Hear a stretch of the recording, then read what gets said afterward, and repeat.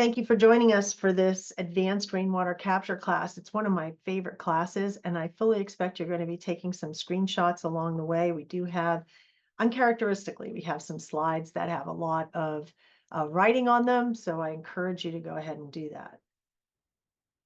I do want to thank Rosalind Hasselbeck from Dwelling on Carbon and Catching H2O. Rosalind is a longtime designer and contractor for these types of systems. And in a little bit, I'm going to be turning it over to her to talk about more advanced systems. But first, I'm going to just get us oriented here and remind you that everything that we do at G3, all the classes we teach, come from this idea that your property, or every property really, is a mini watershed. And what we mean by that is we are always evaluating that property for where water falls on it, and we are taking steps to manage the water that falls on the property, optimally. And the way that we transform our own site mini watersheds into something that is a resilient, climate resilient landscape is by applying four principles. And the four principles are we grow healthy living soil to create a sponge. That means we spend a lot of time on building our soil, not just by applying compost and other organic matter, but also by planting densely and using living roots to re-engineer soil, really to turn it into a sponge that holds on to water when times are dry and releases water slowly when times are wet. The second thing is we select climate appropriate plants. There are many plants that are appropriate in the Mediterranean climate of Southern California and really in many climates. But we do want you to be thinking about using your local native plants sort of first before you reach out for any other plants, because there are always so many plants from your local region that are absolutely adapted to the climate and will be adapting with the climate, hopefully. And that's the best place to start when you're selecting plants. The third thing is passively capturing rainwater as a resource. Yay, that's what today's about. Well, we're also going to talk about active capture, but uh, holding on to rainwater can happen in every single landscape. It really doesn't matter where you are. You can employ these strategies, many of them that we are going to talk about today, to hold water in soil for the benefit of plants. If a site can be irrigated, you can hold on to rainwater. And the fourth thing is that when we do use irrigation, it's highly efficient, it's supplemental, meaning we use rainwater first, and we only do it when necessary. And that essentially means that we understand our irrigation controller. So we're not just irrigating because it's Tuesday, we're irrigating because the plants actually need it. So those are the four key principles of the watershed approach. As I said, we're going to home in on this rainwater as a resource, but you're going to see that all the other aspects of the watershed approach come into play when we talk about holding on to rainwater. So our talk today is divided into six puzzle pieces. It's always interesting to think about a topic in terms of interlocking pieces.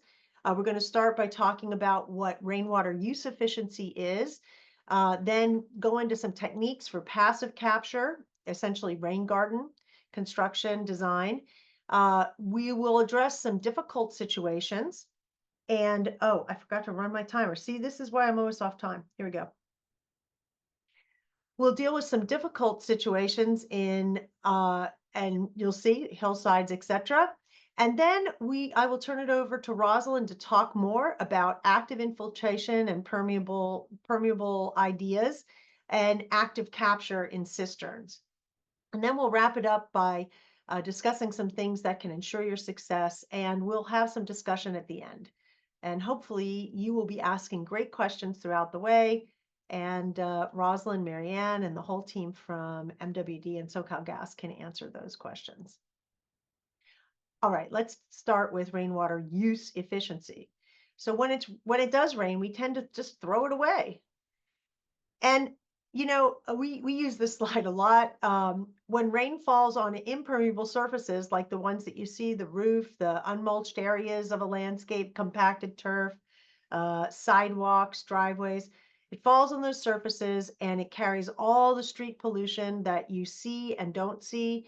Things like trash, of course, you're seeing here in this picture, but there's also animal waste and blown dirt and herbicides and toxic brake pad dust. And I mean, it's just there's so many pollutants in our environment that build up over a dry period. And when it rains on these hard surfaces, it collects that pollution and it takes it through our flood control systems, which we've built to protect our cities, where billions of gallons of water usually are flowing through those out to our creeks, rivers, lakes, and ocean. And it really doesn't matter where you are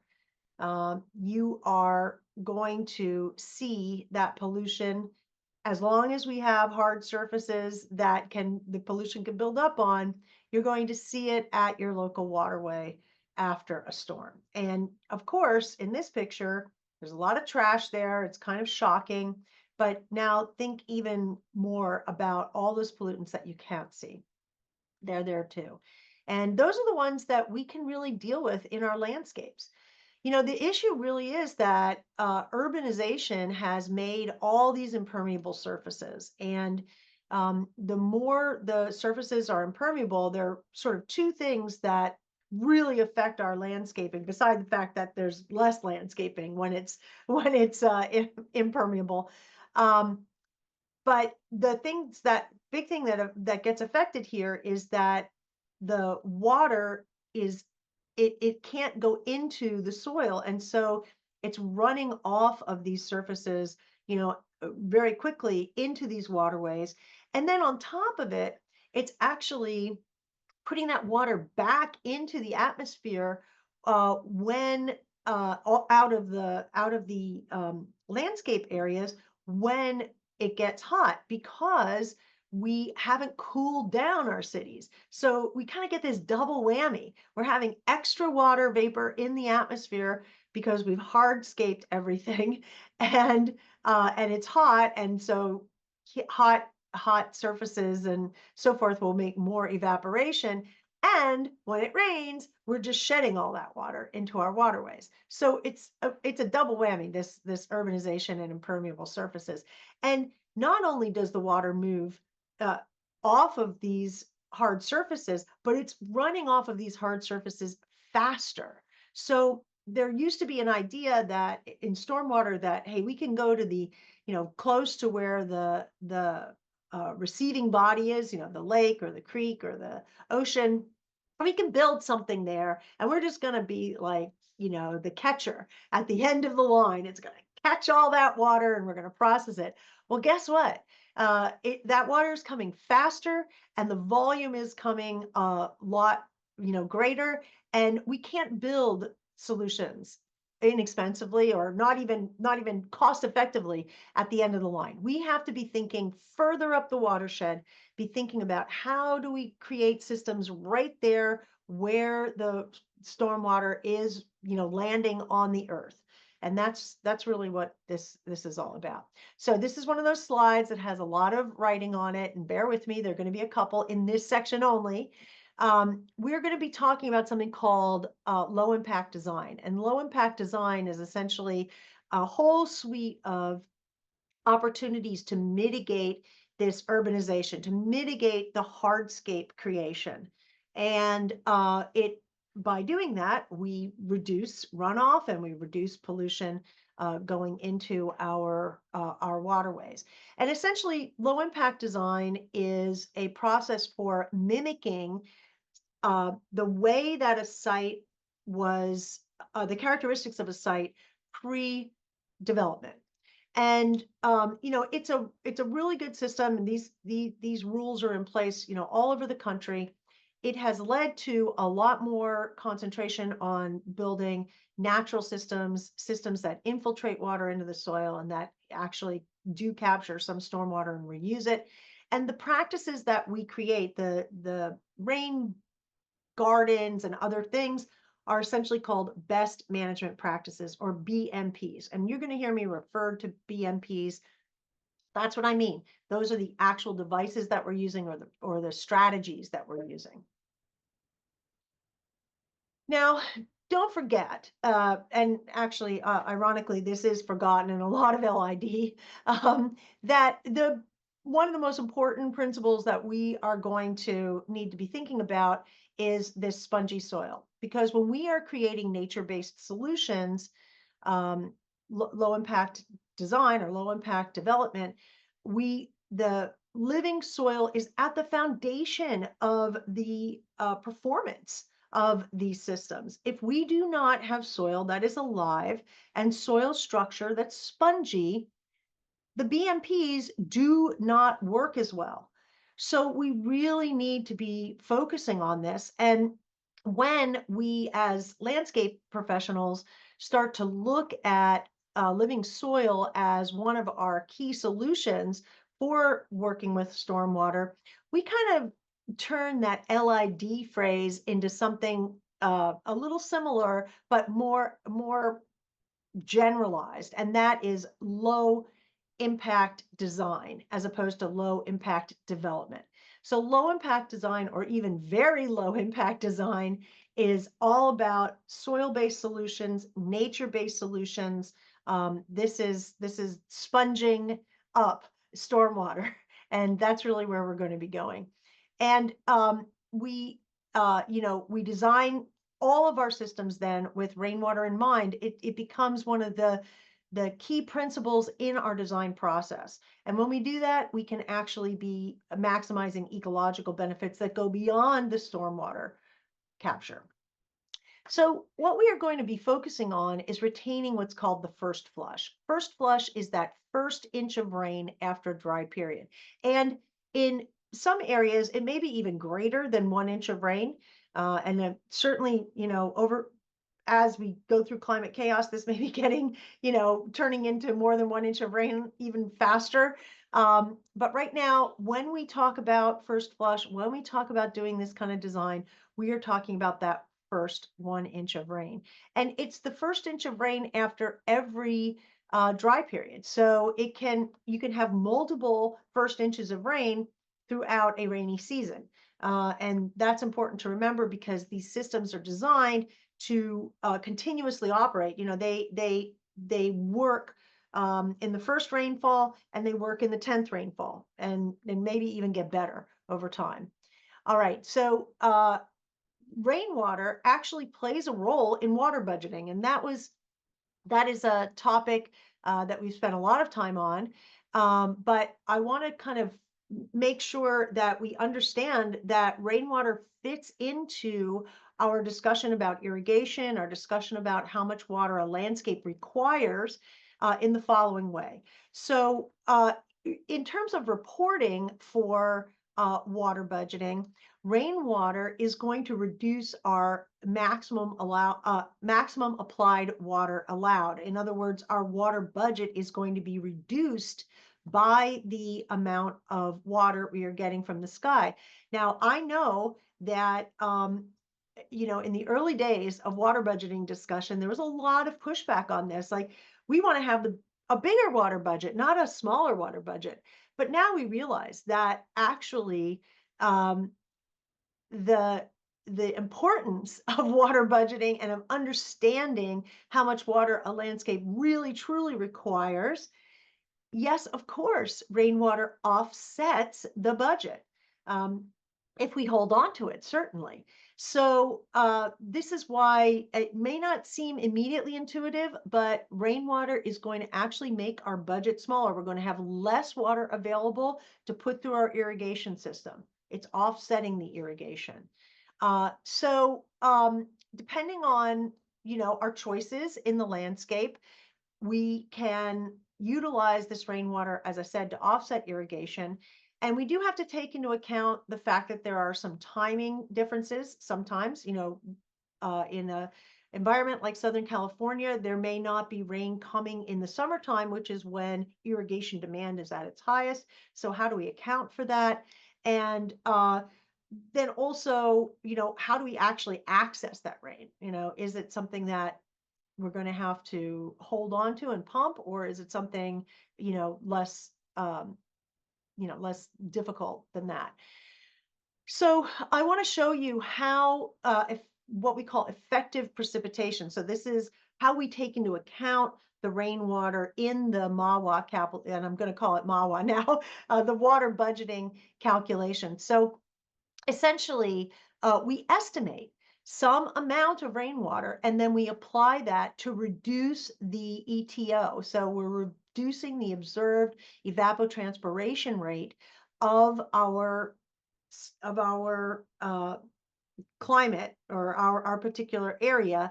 And by reducing the ETO, we effectively reduce the water budget. And this is how we do it. So effective precipitation is considered about 25% of annual precipitation. And it's going to reduce the water budget in the following way. If we have an ETO of, let's say, 50 inches a year, so we're in a just to make sure everyone understands what ETO is, this is the observed evapotranspiration rate of cool season grass in your particular area. And this is the benchmark really for determining irrigation water requirement and evaluating how much water plants need in a landscape in order to be healthy and happy. So in this particular environment, cool season grass would require 50 inches of water per year. And if we, in that same environment, if there are 10 inches of rainfall, what we're going to do is we're going to take 25% of the 10 inches and we are going to actually take that away from ETO. So we're going to reduce the water requirement of the cool season grass for our calculations. And so in a 10-inch environment, 25% would be 2.5 inches. We are effectively reducing our 50 inches of ETO down to 47 and a half inches of ETO per year, or inches of water per year. And this will carry through in our water budgeting calculation now and effectively reduce the amount of water that we can actually use on the landscape, or that's available for us to use on the landscape. Now, we want to also in our design process, we want effective effective precipitation is reducing ETO. That's kind of a mathematical little twist that we do. But in reality, we want to select plants that are going to thrive on rainfall. So if we create the conditions in the landscape of spongy soil, then we want to select plants that are really adapted to our climate so that they appreciate getting the rain when they get it and holding on to it and not have to worry too much then about irrigating in the summertime. And when we plant a very high density of plants from different species and from different plant families, we actually get a biochemical response in the soil, because all these plants are working in conjunction with the soil to alter the structure of the soil and turn it into much more of a spongy structure with open spaces so that can be filled with water, and that water is held by the microbial community that's living in the soil. So not only are we selecting plants that are naturally adapted to a rainfall cycle, but then we are also in our landscapes designing with a large quantity of those plants. And we are also thinking about how we get plants from a lot of different species and a lot of different plant families, because the more diversity we have on that score, when combined with the density, the faster the soil structure engineering is going to happen by this biological community in the soil. So this is how we actually create living soil. And that's going to improve our rainwater use efficiency, because now we are going to actually have water that can be held in the root zone of the plants. So when the soil has been reconstructed into a sponge, we create something that in the literature is called green water zone. The green water zone is essentially water that is available to plants It's the water that's held in the biological community and in the roots of the plants. And it allows us, uh, the plant and microbial system are basically managing green water. They want to maximize the amount of green water that is available to them over the entire growing season. And in order to do that, the plants and the soil biology are working as one organism.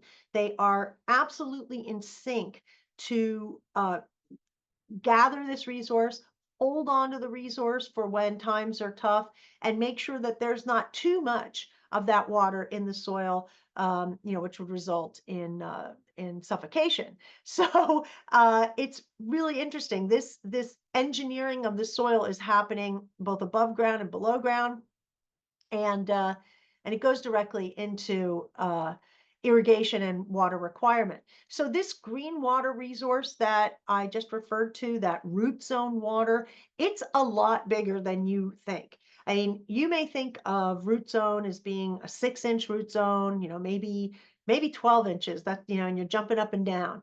But when we plant densely and with a lot of different species and a lot of different plant families, we can actually get these plants expressing the kinds of root growth that they are naturally inclined to do. And you can see on this chart that, some of these plants, especially grasses and, there are actually lots of tender perennials that they can have roots depths of 15 feet.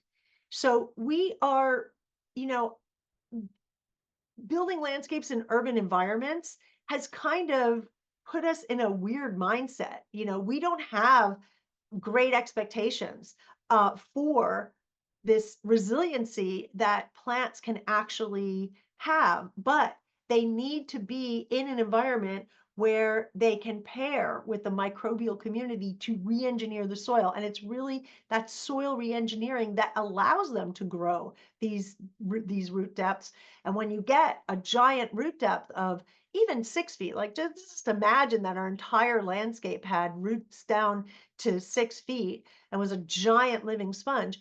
Think of how much water can be stored in that kind of environment. So this is, again, it comes back to this living soil is really the most important thing.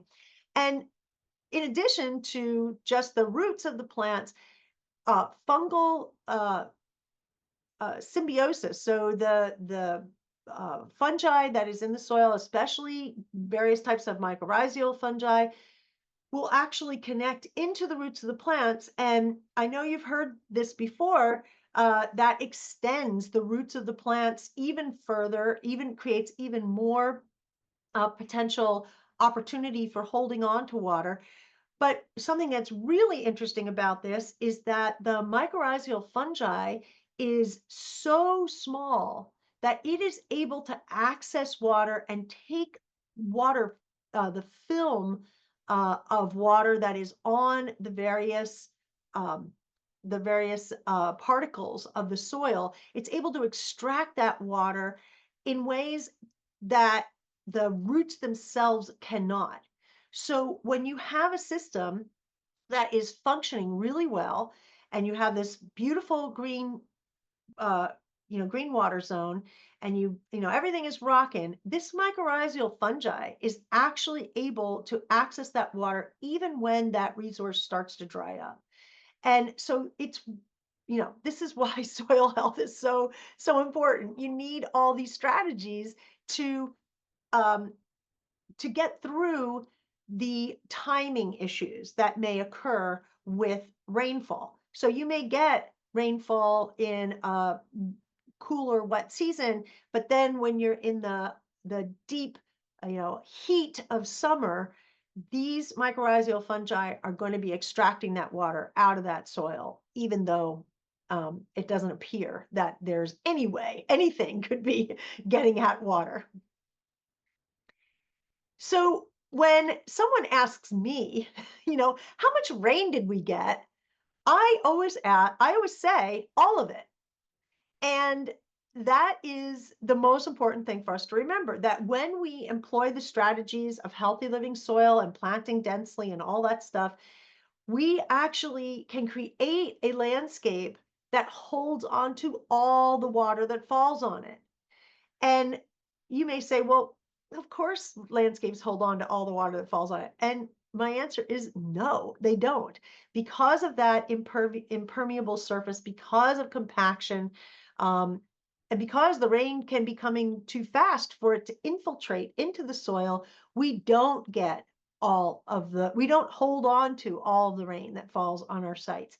But by restructuring our living soil, by changing the bulk density, that's one way that we can start to measure the soil health by, essentially lowering it because there's more air pockets in our soil. These are things that actually contribute to improving the infiltration rate of the soil. So now the water not only is going to be held there, but it's also going to go in faster. And so when we get these deluges, we can actually grab all that water. And honestly, infiltration rates can be changed very, very quickly. They can be changed through this living soil system, by several inches an hour each year. And this is not something that is discussed in soil science because the living side of soil was not considered in many of the textbooks that we've all read all these years taking our soil science classes. But the reality is that when we have biochemistry, we actually can alter the way soil is behaving, the plant soil superorganism. And so when we have a system like this where infiltration has been improved, dramatically, and we're taking it all in, where we have a green water zone that is holding, where we're holding on to a lot of water, what happens to effective precipitation, right? Effective precipitation becomes all of our rainfall. And if we start to think about the water budget in those terms, this is an opportunity to essentially offset most or all of our water budget. So when we talk about reducing the amount of water that we want to be applying to landscapes, holding on to rainwater is absolutely critical in the soil before we go on to anything else really. So our job with regard to this is to slow the water down when it gets on the ground, spread it out as much as we possibly can, and sink it into the ground as quickly as possible. And then, store it if we don't have enough space to do that, or if we even want supplemental water.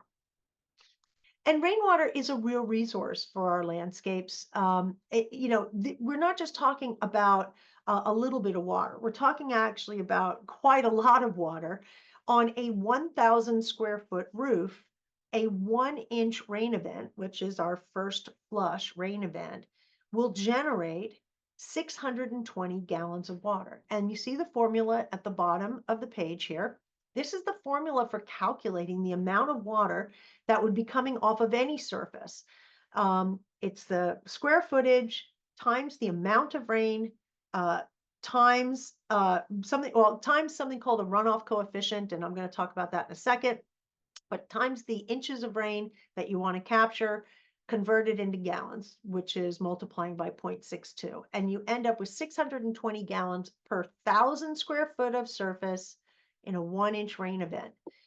If you think about it, 10 inches of rain, 6,200 gallons of water, that's enough for a 1,500 square foot landscape for an entire year.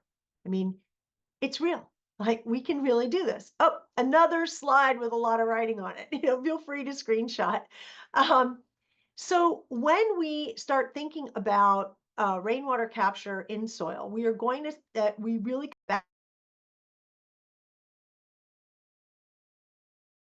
oops, sorry about that. I was moving my Zoom environment around, so my apologies for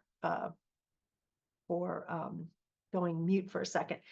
So when we talk about creating a property that's a mini watershed, what we are going to essentially do is start to evaluate the permeable areas of the property and the impermeable areas of the property. And we're going to start to try to match up the impermeable areas with more permeable areas so that we can begin to direct rainwater from the impermeable surfaces into the more permeable ones. The impermeable surfaces are going to be generating the rainwater. It's going to be shedding off of that. And the permeable ones are the ones that we are going to be using to infiltrate or capture that water.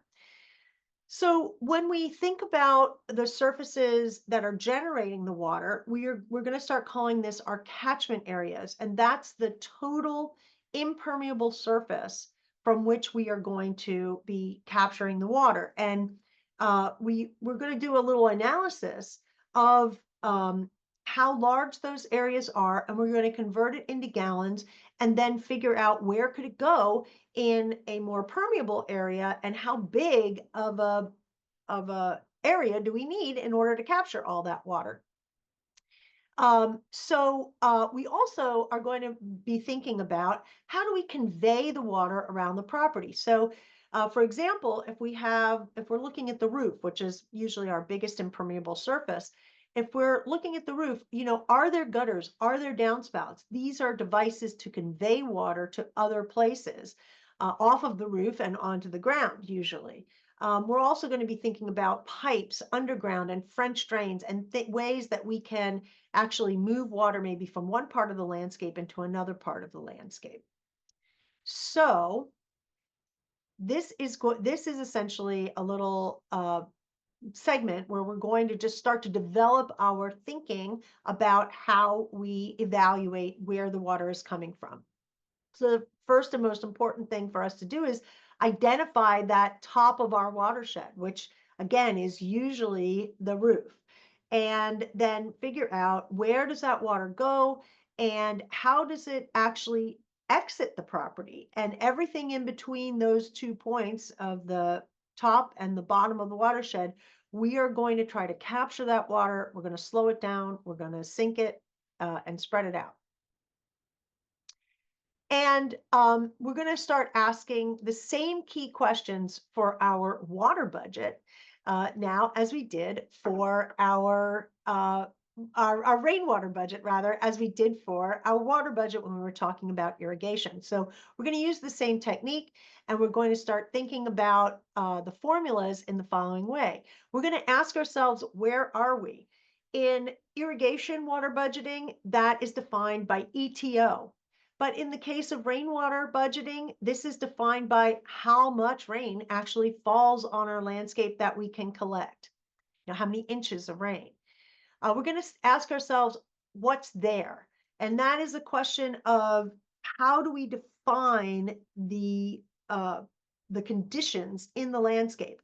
When we were talking about irrigation water budgeting, the answer to what's there is what plants are there, what type of irrigation system is there. But in the case of rainwater budgeting, we're going to be asking ourselves, what are the permeable surfaces and what are the impermeable surfaces? And how can they be connected to each other? And then the third question we're going to ask is, how big? How big is the catchment area that we're talking about? How many square feet? And then also, how big is the receiving area? How many square feet do we have to work with? So these are the same 3 questions essentially that we asked ourselves in irrigation water budgeting. We're going to ask ourselves in rainwater budgeting. So once we separate out our permeable and impermeable surfaces, we can begin to calculate the square footages, especially, starting with the catchment areas. So each catchment area, which is each surface from which water is going to be flowing, can be considered like a hydrozone would be in the irrigation world. We're going to isolate that catchment area. We're going to calculate how large it is, and then we're going to determine how much water falls on it, and then figure out how large of a receiving area do we need to have in order to hold on to that water. Now, one thing that we do need to be thinking about is how much water is actually, so we have the water that falls onto a surface, but then how much actually runs off of that surface that we could collect? And this is a descriptor. This is very much like the plant factors that we used in water budgeting to describe a particular plant's water use in comparison with the ETO plant, the cool season grass. In the case of the rainwater budgeting, we're describing the surface by its runoff coefficient. Its runoff coefficient essentially describes the level of impermeability of the surface. So a very impermeable surface, 100% of that water, or very nearly, is going to run off of that surface. If a surface is more permeable, it's going to be a low runoff coefficient. It's going to be very little of that water that's going to run off that surface. So the runoff coefficient is a percentage that is essentially defining how much of the rainwater that falls on it is going to actually run off. And when we ask ourselves the question of what's there in the landscape, this is a critical component. We actually use this runoff coefficient to define what's there in our landscape for rainwater catchment. So if we know the square footage of our catchment area and we know how many inches of rain we are getting on a particular surface, we then apply the runoff coefficient to determine how much of that water's run off that we can actually capture in the landscape. You can see here we have two surfaces. The high runoff coefficient would be something like a parking lot, asphalt, concrete, a roof that's a metal roof. And then a low runoff coefficient is going to be a permeable area, something where water does not run off of the whole thing. There are places for it to sink into the ground. So in terms of calculations, in terms of thinking about this from a design perspective, I almost always use 100% runoff coefficient. Why? Because it gives us wiggle room for actually building our rainwater catchment solution. And so if we use 100% runoff coefficient, we are planning for all the water, even if it's only an 80% runoff coefficient, right? We're over designing a little bit, but it gives us flexibility. Now, I mentioned that these catchment areas can be viewed as though they are hydrozones, or essentially the hydrozones, just their watershed. They're the hydrozones of our roof, basically. And so we're trying to isolate each catchment area. And the way that we do that is we have to, go and look at it on a bird's eye view or up on a ladder and see, okay, if the roof is shaped like this, where does the water fall and where does it then get directed to off of that roof? We're going to observe where are our downspouts, or where are the parts of the roof where the water is really being directed to and is leaving the roof and then going down to the ground. Hopefully we have downspouts to be working with, and that allows us to kind of isolate each of these little catchment areas in order to determine how much water is actually coming off at that particular point. All right, so then the question is, well, how much rainfall do we get? And these probably need to be updated because it used to be in Southern California, we'd be asked, well, how much rainfall do you get? And the answer is some. Some years it's going to be 30 inches or maybe even more. And in other years, it's going to be a lot less than that. And the challenge that we all face is that this is becoming completely variable and also more more variable and more a wider spread. So the really rainy years are going to be delivering even more water than they have in the past, and the really dry years are going to deliver even less water than they have in the past. So it's a real challenge. How much rainfall is one thing we want to think about. The other thing that we want to think about is what is the intensity of that rainfall. So wherever we live, that water is going to be coming either faster or more gently.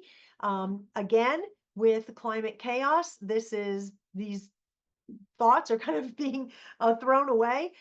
Everything is becoming much more intense, which means that the amount of water that's coming is coming faster when it comes. And the problem with that is that if your infiltration rate is not matching the rapidity with which the water is coming from the sky, you are losing the water. It's not going to sink into the ground, it's going to run off. So we do need to be thinking about both of these things, the quantity of water and also the intensity of that water coming down, because it informs our design. Another thing that informs our design is whether or not it is passive or active capture.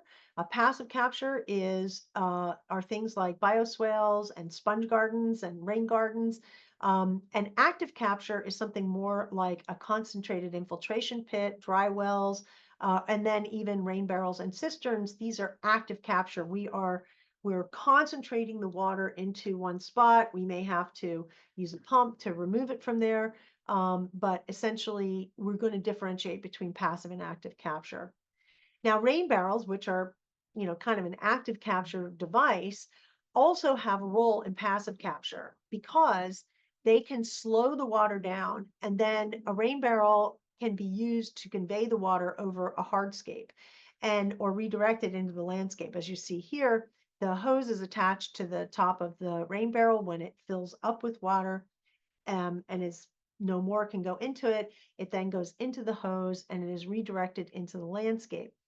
This slowing of the water is really essential because it allows that landscape to absorb it. Remember the infiltration rate thing, we are reducing that velocity of the water coming into the landscape. And if you haven't gotten this already, when we talked about the green water zone, when we cover the landscape with densely planted living plants in healthy living soil, we have created a living cistern that can hold far more water than any rain barrel or cistern device ever could. The living soil cistern is really the freshwater source of the planet. It dwarves uh, all of the reservoirs and lakes and rivers. This below ground water storage in groundwater in the root zone of plants is the massive freshwater resource of the planet, and plants are constantly cycling that water. And so, yeah, this is how Earth was designed to work. So why don't we just restore that functionality?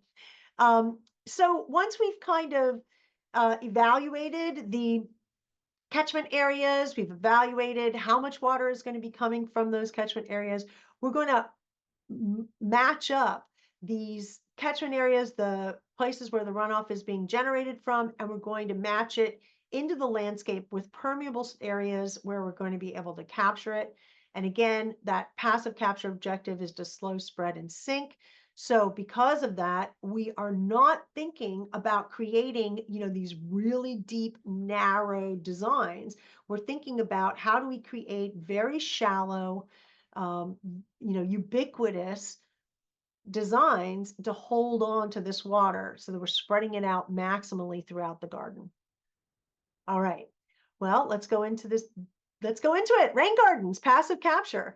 Highly recommend the following resources. These resources, there are many good resources, but the ones by Brad Lancaster are particularly good. And I've used a lot of his design ideas throughout my career, and I highly recommend that you get these books and pore over them. And and you will see some of those ideas actually coming out in the rest of this discussion. So when we talk about a rain garden, another term for that would be a swale, basins. These are all words that mean the same thing. And they are very shallow depressions generally. I mean, it says here 24 inches deep. Honestly, we've gotten even away from 24 inches. We try to keep things at 12 inches, but they're certainly not 3 foot deep or even deeper areas. They're shallow. And the basin is the depression area where soil has been dug out, and then there are berms that accompany the basins. The berms are the raised areas around the basins where essentially you've taken the soil out of the basin and you've put them on the berms. We do use some boulders and so forth in these in many of our designs, just for retaining purposes though, and aesthetic purposes. So The idea is to create something as naturalistic as possible. Now, how big of a receiving area do we actually need to grab all this water from the roof or from the hard surfaces, the catchment area that we are, taking the water from? Well, the answer is that we can calculate that because we figured out how many gallons of water are coming off of these hard surfaces. And now all we really need to do is figure out how many cubic feet of water do those gallons um, relate to. So you take the gallons and divide it by 7.48, and this is going to tell you how many gallons. This is going to tell you how many cubic feet of area do you need in order to hold on to that many gallons of water? And the reason we're talking about cubic feet is because we're thinking about a rain garden or a basin as a very, very, very temporary storage device. This is an area where where the water could go and fill up the device before it starts to move into the landscape. The reality is that if this is living soil, there's a flow rate. So the water is coming in and it is moving um, out of that retention area, at some rate. And we're not going to calculate the flow rate right now. What we're just thinking about is, boy, if we get a deluge of rain and it's going to fill something up in the landscape, how big of a container, soil container, do we need in order to hold on to that water? And this is how we do it. We take gallons generated by the catchment area. We divide it by 7.48, and it tells us how big of a container we need in the landscape.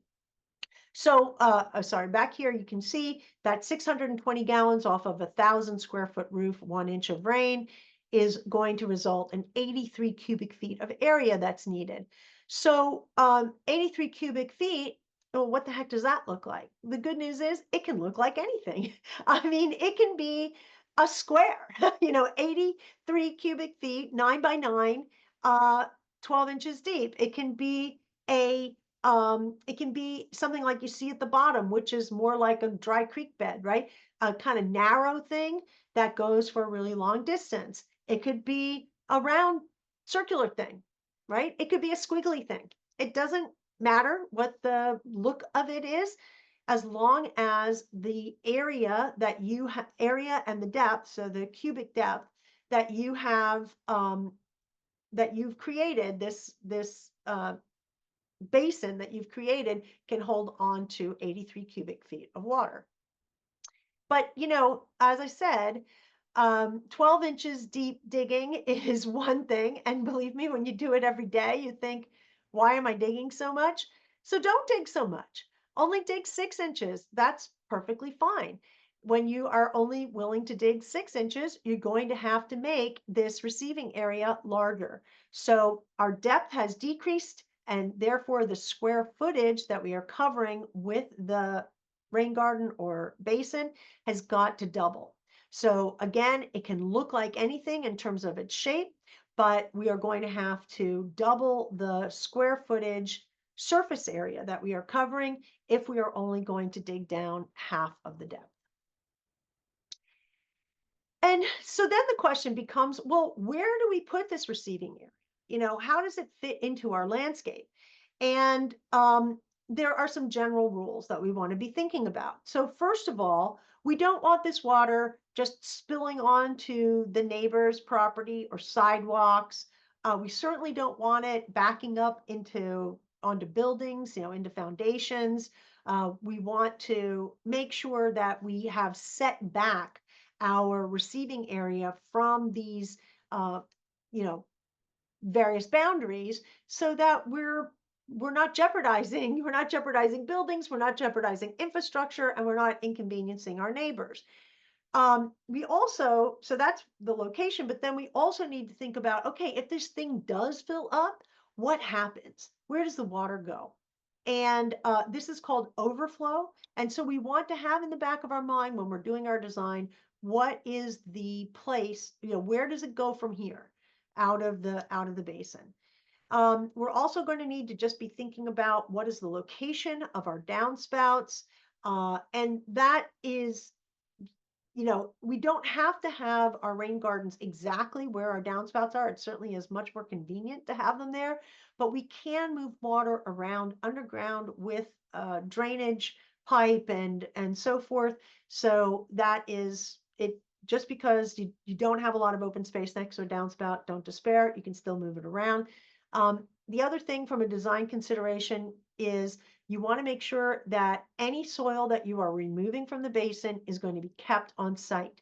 So we're not exporting soil and we're not importing soil for this venture. We are using the site conditions as they are, or the site soil as it is, and we are going to utilize that soil to create berms and to create contouring that directs the water or holds the water in the site. And that is a really important point. In terms of design, we need to be thinking about that right up front. It not only does it reduce costs, but it's also the ecologically best thing to do. In order to move water, we always need to have this quarter-inch fall, basically, which is the grade needs to be a 1-inch drop for every 4 feet of distance that we want to travel. That's if you want to move water. So certainly to take water from, let's say, where a downspout uh, comes to the ground at the foundation of a house, and if your rain garden is out in the middle of the garden, you're going to need to have that fall of a quarter of an inch per foot in order to get that water to move from the from where it exits the downspout into the rain garden. If your rain garden is 8 feet away, let's say, from the foundation where the water's arriving, the entry to the rain garden is going to need to be 2 inches lower than the grade at where the water is meeting the ground. So this is conveying the water over that 8 feet. But we don't necessarily want to move water around within our rain gardens. We can keep water essentially level in most of our rain gardens and have an overflow where we are going to convey it. But in general, we don't need to continue to have that quarter-inch drop over the entire surface of the rain garden. So we just keep this in mind that if we want to move water, we need that kind of fall. But if we have a place where we can actually put that water in the ground and we want to allow it to settle and sink into the ground, we don't need to be conveying it anymore. You can see here that the red lines are essentially demonstrating that we do want to have one part of the rain garden or basin that is at a lower grade than where the water is entering the basin. And that's going to be our overflow side. So that's going to be where we're going to have, where we're going to allow water to spill out if it fills up all the way. So it can spill out and go into another rain garden, or it can overflow onto a sidewalk and then out to the street. But it needs to, we need to make sure that that's a lower grade than where it's entering. And this also prevents the water from essentially backing up into the, into the a conveyance that we may have there. It keeps it from flowing back to the foundation of the house and so forth. We use something called a bunyip to measure levels. It's essentially a very easy to use water level device. It's a bunyip is actually a mythical, an Australian mythical water creature. And it is, yeah, so you can make these, and there's actually guidance for making these in the Metropolitan book. Okay, so this is just to help us start to think about if we have a site where we have all these hard surfaces, we need to start thinking about these setbacks.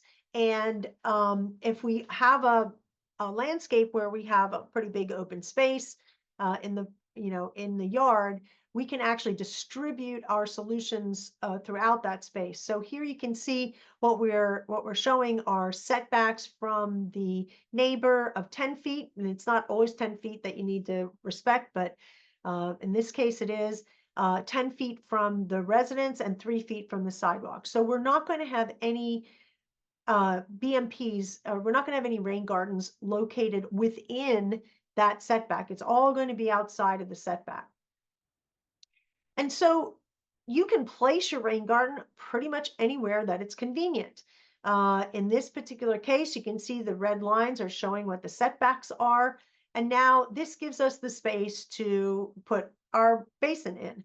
And, this is really simple. Little rectangular basin there. The squiggly line is conveyance. So this is maybe an overland conveyance that is allowing us to just flow that water from the downspout at the building out into the basin. You can see those brown things there are essentially berms. These are areas that we have piled up the soil that we removed from the basin. And we're using those berms as contouring to keep the water from flowing out right into the street. Here, our overflow would probably be going toward the sidewalk and maybe into another pipe or something to take it out to the tree. So if we decide that we are not going to dig down 12 inches, again, remember, you have to make your surface area of the basin larger when you make it more shallow, and then you're going to need to contour over a larger surface area. Now you can get quite creative with this, and there are many people on this call, and I know work this in the landscape, and that's really what we need to start to think about. There shouldn't be any flat yards anymore. The yards need to be contoured so that we are moving the water around for the benefit of all the plants. In this particular case, we have a couple of berms that are co-located with each other. The water enters one and flows into another. And then in order to get that water over to a tree on the other side of the sidewalk, it goes into a pipe and gets conveyed out into a basin that's near the tree. Don't limit yourself when you're doing these designs. Think about, very simple ways to move the water around. Now, what happens if your setbacks constrain you? Well, if your setbacks are constraining you so much that you have to concentrate the water into one particular place, it starts to become a little bit more complicated. It can still be done, but the setbacks will constrain you to digging deeper. So in order to really figure out, well, how deep am I going to have to dig in a constrained area? So once you create your setbacks on the landscape, this is going to tell you how much square footage do you have available to you to make your basin. And it's a very simple calculation to figure out how deep you would have to dig in order to hold the amount of water that you are wanting to hold. You simply take your cubic foot calculation and you divide it by the available square footage. So in this particular case, we had an area that was a 10 by 10 area or 100 square feet. That's the only place that we were going to be able to put our rain garden. And we have our example of 1,000 square foot of roof generating 620 gallons of water, which is 83 cubic feet of water. If my area available for infiltration is only 100 square feet, I divide my cubic feet by my square feet, and this tells me how many feet I have to dig. If I divide that by 12, it tells me how many inches I have to dig. So in this particular case, in order to hold on to 83 cubic feet of water in a 100 square foot area, I would need to dig down 10 inches in order to hold all that water.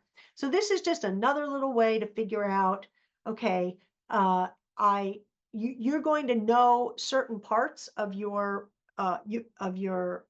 formulas, and so you're able to manipulate it in order to determine where you can put the water and how deep you have to dig. Rain chains are fantastic for slowing water down. But you can keep it simple also by using an overground diverter like this one to move the water around. It's not a thing of beauty, but you can take it off in the dry season if you have a dry season. And otherwise, these things, they can extend up to like 30 feet in some cases. So you really can use this to move water around. The rain gardens can look like anything. They don't have to have rock in these particular situations. They're more kind of naturalistic, uh, uh, creek bed type of rain gardens. Um, but most people make it way too complicated. So this is something we really want to avoid in our design is these just like rock like rock landing strips. These actually don't really usually do much of anything.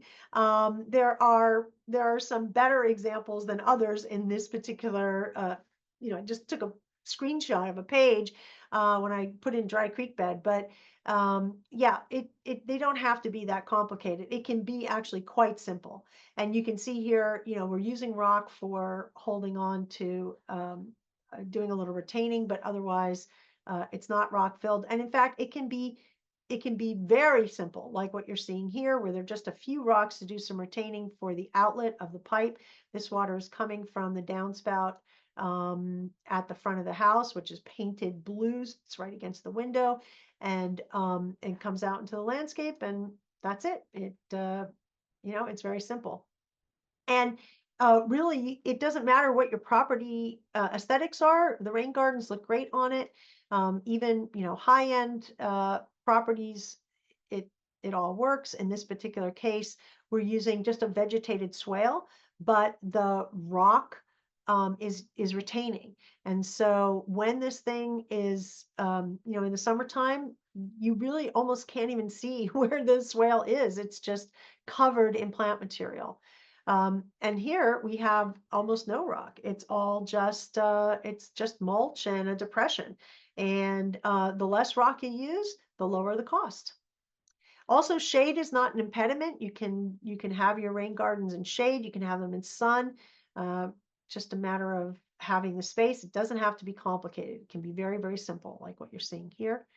The single large basin is usually our choice of design. It's the easiest thing to do. So when you're teaching people how to do it, it can be it's very accessible. Single large basin, usually situated outside of a window, and then bermed around it to keep the water inside of it. You can have very gentle grading in concentric circles, which is a kind of permaculture sort of design. And all of it's legitimate and all of it's great. And you can see here, there's no rock. It's all going to be planted.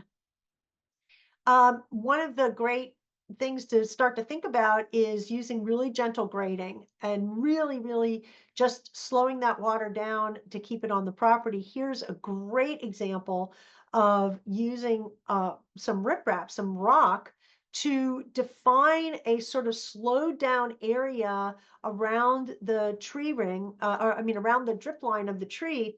And so this allows water to come into that area around the tree. We have not excavated around the tree, so we haven't dug anything out. We've actually raised the area around the tree to create a small barrier that will hold water temporarily around that tree, allow it to sink in, and then drain away, and go into a conveyance that maybe goes to another part of the garden. But this is a really good thing to begin to think about. You notice that the rocks here that are doing the retaining, if you will, of the water are at the drip line. They're not up against the trunk. They're not underneath the canopy of the tree. They're all the way out at the drip line of the tree. And that's where they need to be in order to hold on to the water. Here's a sunken rain garden next to a raised walkway. So the walkways can be raised up a little bit. This is something you just need to be thinking about in your grading. And then against those walkways, or slightly in from those walkways, you can have the rain gardens that are going to receive the water that runs off of the walkway. And here, this shows a little bit more of a close-up, and you can see once these things get planted up, they disappear. You really don't, you're not perceiving them anymore. Having just a little easy basin at the bottom of a downspout is a great way to go. Again, it's slowing water down and allowing you to maybe move that water around. Having a swale sort of down the middle of the site is another way to design. It allows, especially for these kind of narrow areas, it's a great way to design it. And it creates all kinds of interest when you put those berms in there. You can be planting trees and shrubs that don't like to have wet feet.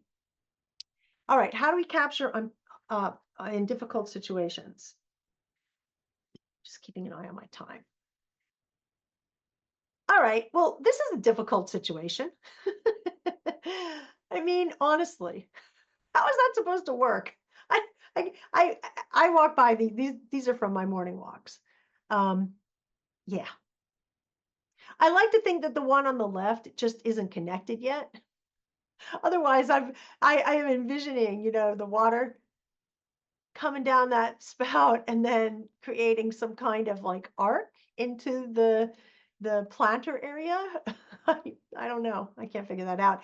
And then, the solution on the right is definitely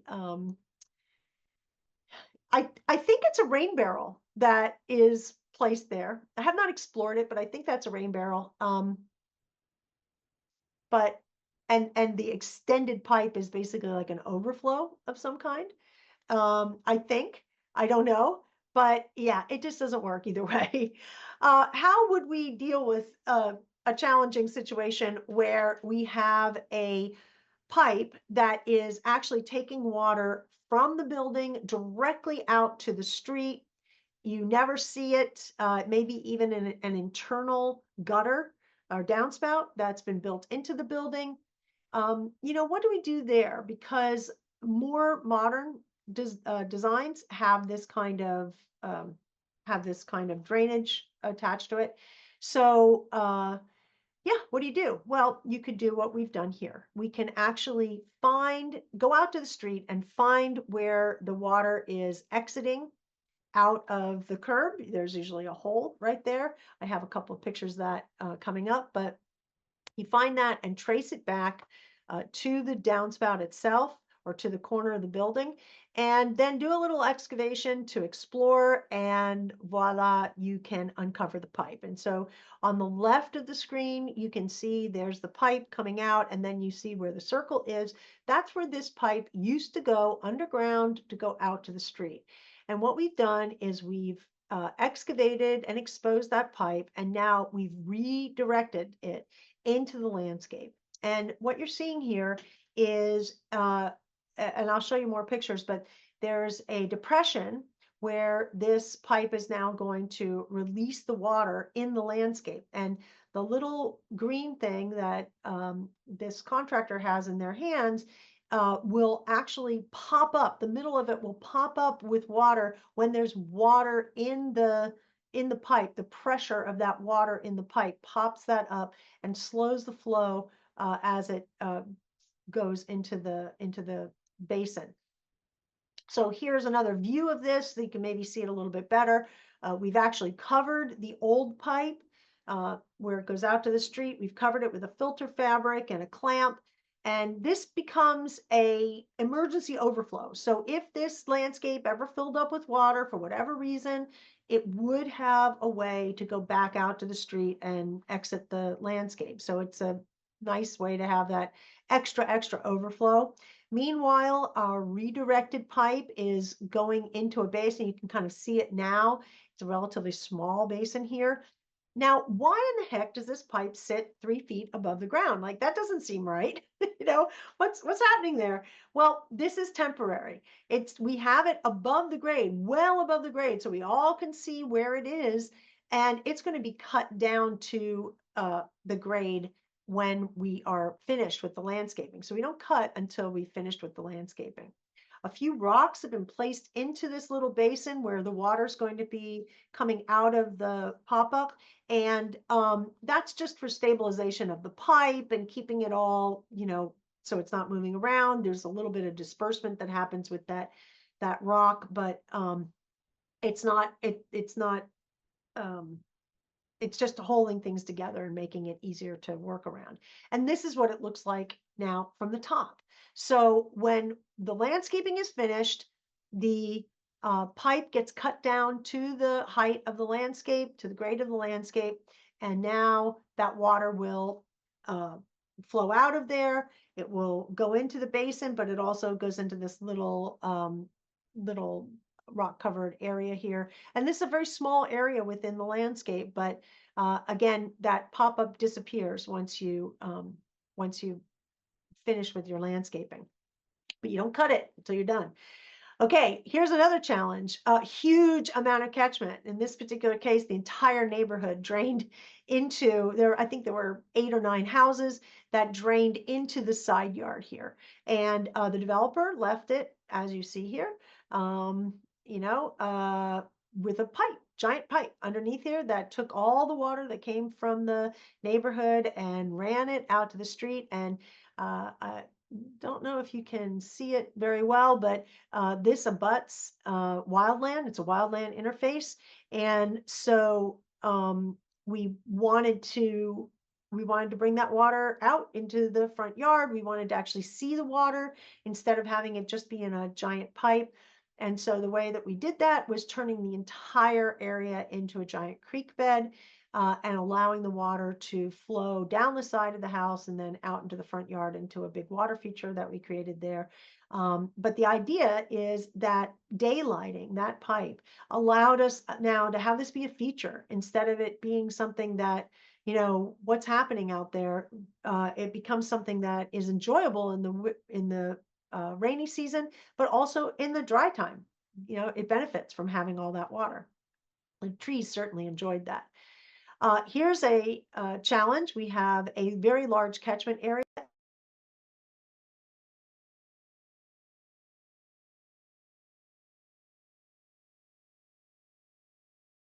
Hey, Pamela, you're muted again. How long? Sorry. It's because I move around this Zoom environment thing, so I can see what's going on. Did you hear me talk about you heard me talk about the last thing, right? It was just when I was talking about this area. Yes, Okay, yes. thank you. Thank you. Yeah, so the catchment area here is ginormous. It's this enormous building, and it's dumping that water into this relatively narrow area. You can see in the past there used to be downspouts that were connected directly to the street. It would dump right out into that parking lot on the left. And what we decided to do here was instead of raising the walkway, since we had existing concrete walkways, we actually lowered the walkway of the landscape, and that became our catchment area. So we filled up our walkway with 12 inches of mulch. So, and it's constantly being filled with mulch. This is a giant rainwater catchment area. And I don't know if you can see, but there are 2 plants on the right. There's one little kind of wispy grassy plant, and then there's a kind of larger encelia there. And that's where the pipes from the building are daylighted. They're daylighted right into these planting beds, kind of on the top of the berm. And then the water flows, pops up, which we've seen that device before. It pops up, the water comes out, and it flows into the walkway here, which is covered, as I said, with mulch. Simple design. And oh, by the way, this is syntropic design, because what is happening here is this landscape, the whole landscape depends on that water resource of the rainfall that's coming from the building.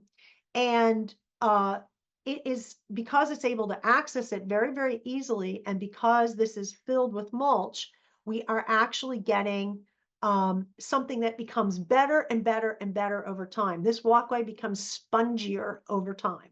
And so it's kind of an interesting, and there's also hugelkultur here.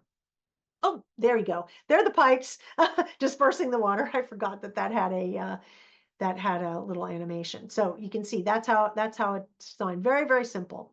Here's another big challenge. We have a lot of this where the house itself is at a grade lower than the street. and lower than the driveway. And so water always flowed back toward the house. And the solution here was to create a berm barrier and then also create maximum permeability on the whole site. And so what you're going to see here is all of these downspouts, we installed downspouts. All of these downspouts now are going to be directed into a kind of giant rain garden. It turns out that this is in an area where there's tremendous infiltration. So we are maximizing infiltration in this landscape.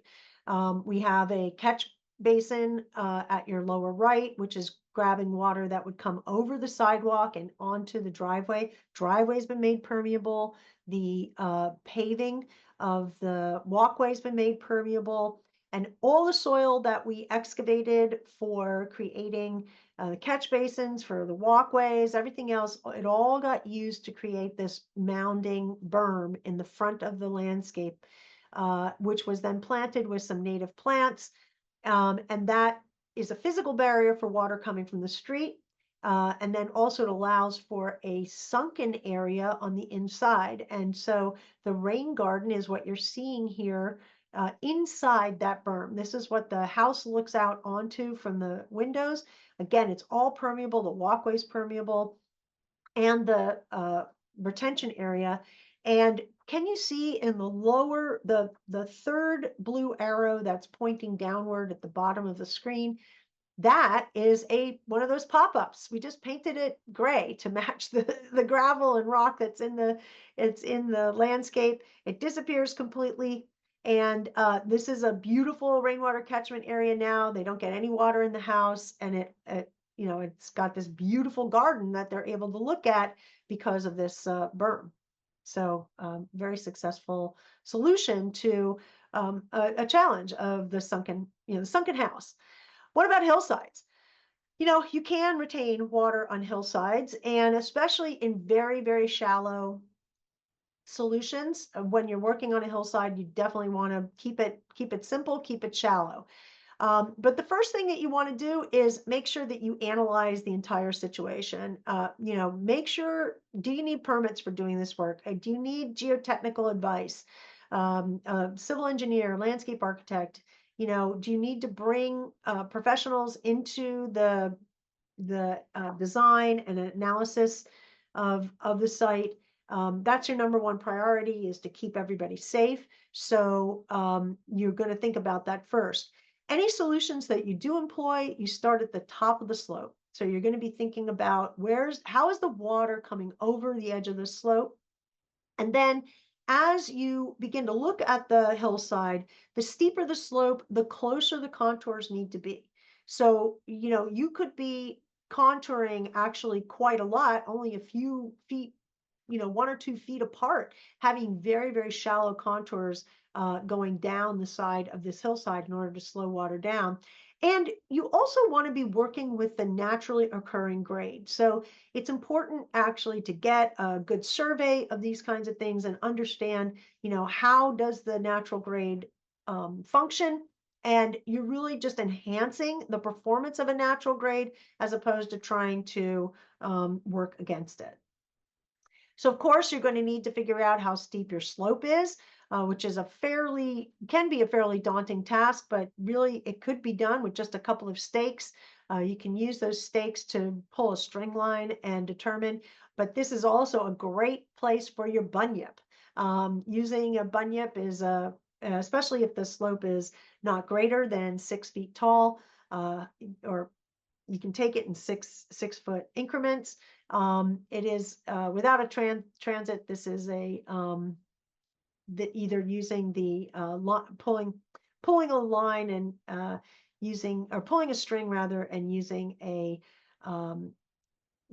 level is one way, but the bunyip is a better way. And then really just thinking about some general considerations for slopes. Not every BMP is appropriate on every slope. When you have a slope that's greater than a 50, is a 50%, greater than a 2-to-1 slope, you're going to have many, many more challenges for revegetation. This is a place where you're probably going to need engineered solutions of some kind. Sorry, little.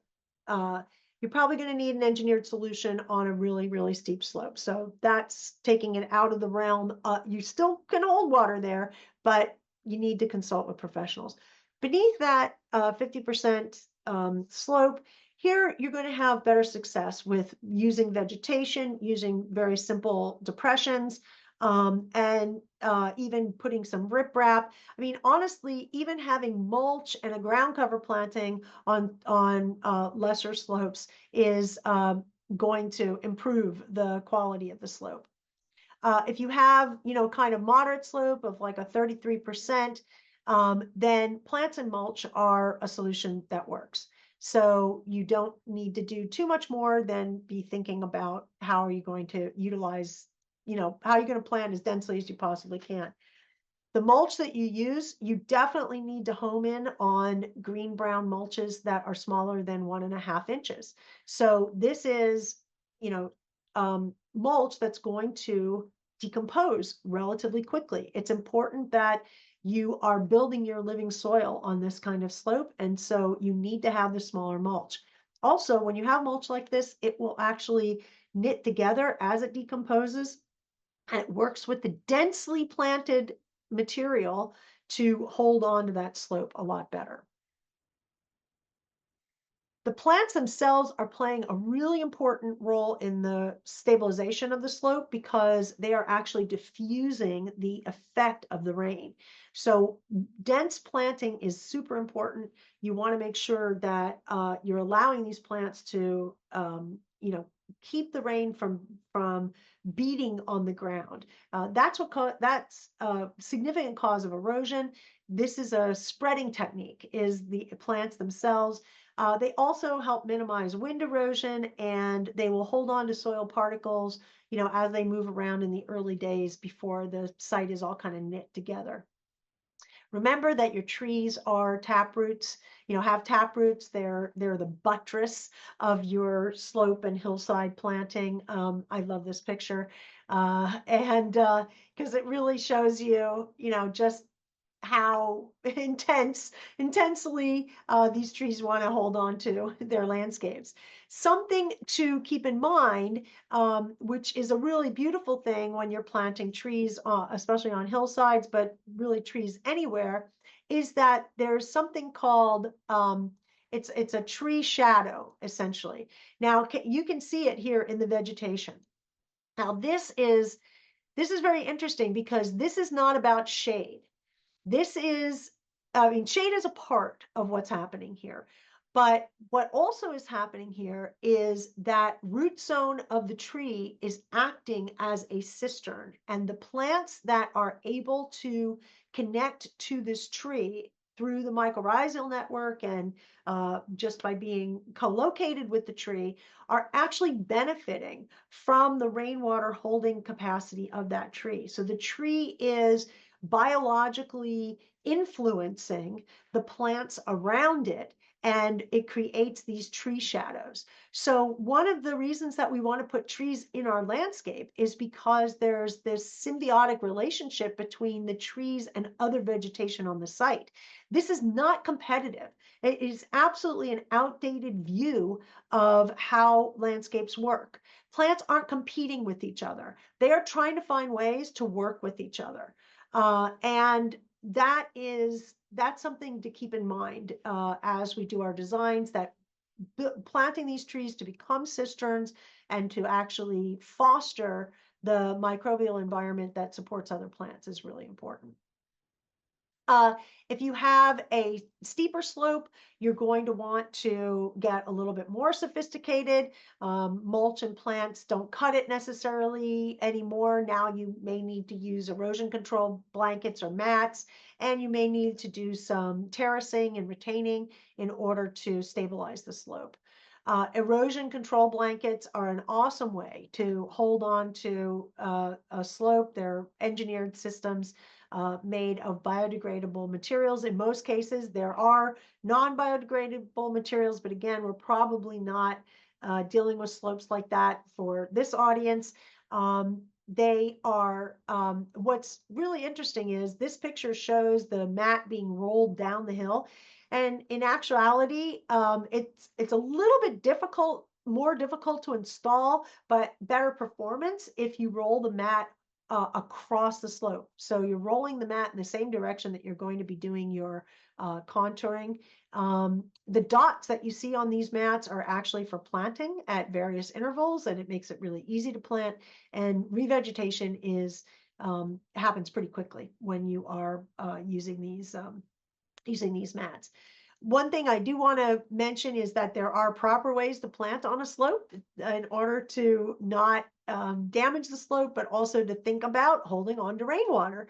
And that is, you definitely want to make sure that you are cutting into the upper above where you're going to be planting, and then filling below where you're going to be planting to create sort of a little berm underneath the planted area. And that's a kind of important um, design feature. You can incorporate riprap and other things into the design in order to create uh, that downhill area. I want to remind people that you click on Q&A to ask questions, and then rather than raise your hand. So go ahead and click on the Q&A. So this is a good way to just begin to think about, if we're going to be putting trees on slopes, how we keep them, and we essentially maintain the grade of the slope without too much damage. And then also, if we're going to be planting on slopes, or really anywhere for that matter, we want to plant as much diversity as possible. So we want to make sure that we have a whole tapestry of plants where we're thinking about lots of different species and lots of different families. I've talked about this before. When we diversify the number of families of plants that we are putting in the ground, we are actually contributing to that soil microbiology in a unique way that really boosts the overall ecological working group. The ecological function of the entire site is massively increased when we have a diversity of families. What does that mean? So it's not just one, it's not just three different types of Eriogonum on a site. It's grasses and buckwheats and toyon and as many other things as possible. So you want to really try to have good plant diversity. Um, when you are planting on slopes, you want to make sure that you minimize irrigation. And so it's really important to just, again, you're thinking about your solution from the top of the slope. It's a grid that is perpendicular. It's following the contours that you would be doing for rainwater catchment. And you're basically separating the slope into various zones, usually a top of slope and a bottom of slope. And definitely have different valves for these different zones. I would break a hillside into a lot of different hydrozones because it allows you to isolate. So if you do have issues, you can isolate the irrigation in a particular area to address an issue, and you're not sacrificing the rest of the slope. You definitely want to, if you're using point source irrigation, drip irrigation, having the emitters on the uphill side of the plant, please. How many times have we seen them installed underneath the plant? Like, it's not going to water that plant. Okay. And then here is a very, very, very, very simple, but really super effective contouring on uh, uh, rainwater catchment on contour. And so what you see here is the slope, the blue arrow indicating the slope direction. The contour is perpendicular to the slope. And what's happening here? Well, the first thing is we've created a very slight depression. So this is really slight. It could, and it might not even be a depression, quite honestly, depending on your conditions. It could almost be just the grade. But a slight depression, 6 inches maybe deep. And then the soil from that depression and some riprap is used on the downhill side to create a little bit of a berm. What's going to happen is the water is going to be coming down the slope. It's going to fill that depression, and it's going to actually go through that riprap. It doesn't necessarily go over the riprap. It actually goes through that. So this needs to be loose. It needs to be, when I say loose, I mean not tightly compacted, where you're trying to build like an actual retaining wall with a footing. This is something that's just slowing water down. And then the first planting that you do is below, in terms of the slope direction, below that riprap. And this allows you to um, start to stabilize that riprap and soil berm area. I would then, and this is also where you're going to be planting your trees, because this is where the water is going to be congregating after it comes through, is slowed down by the depression and the riprap. Once you've planted that area, I would go back up into the contour and plant the contour densely. So the contour planted densely with grasses. Again, grasses have really deep root zones. So planting that contour with some grasses, mixed species, and then last but not least, if you wanted to place plants on top of the berm, doing that as well. So the whole thing can be planted. I like this picture because it kind of shows you the breakdown of it, but you can see this is really, really, really simple, and you want to keep it simple. Straw wattles or core wattles can be used as berms on a landscape. It works like a terrace. You essentially are putting them on contour again across the landscape. It's slowing water down. Like in this picture, you could use a straw wattle there instead of the riprap. And that's essentially what you're doing. You're slowing that water down. You could use pruned material. So this is almost like a kind of modified hugel approach to making your depressions and berms on contour, using branches and materials found on the site that are kind of build up. Again, it's to hold some soil that might be in motion once there's water on the site. It's to hold on to other organic matter that might be in motion, and it's to slow the water down and give you a place to plant densely so that you can hold on to that slope. Here's an example of what that looks like. You could bury some of this wood and then put some of it above ground as well as um, as a slowing device here. Just the debris from the site.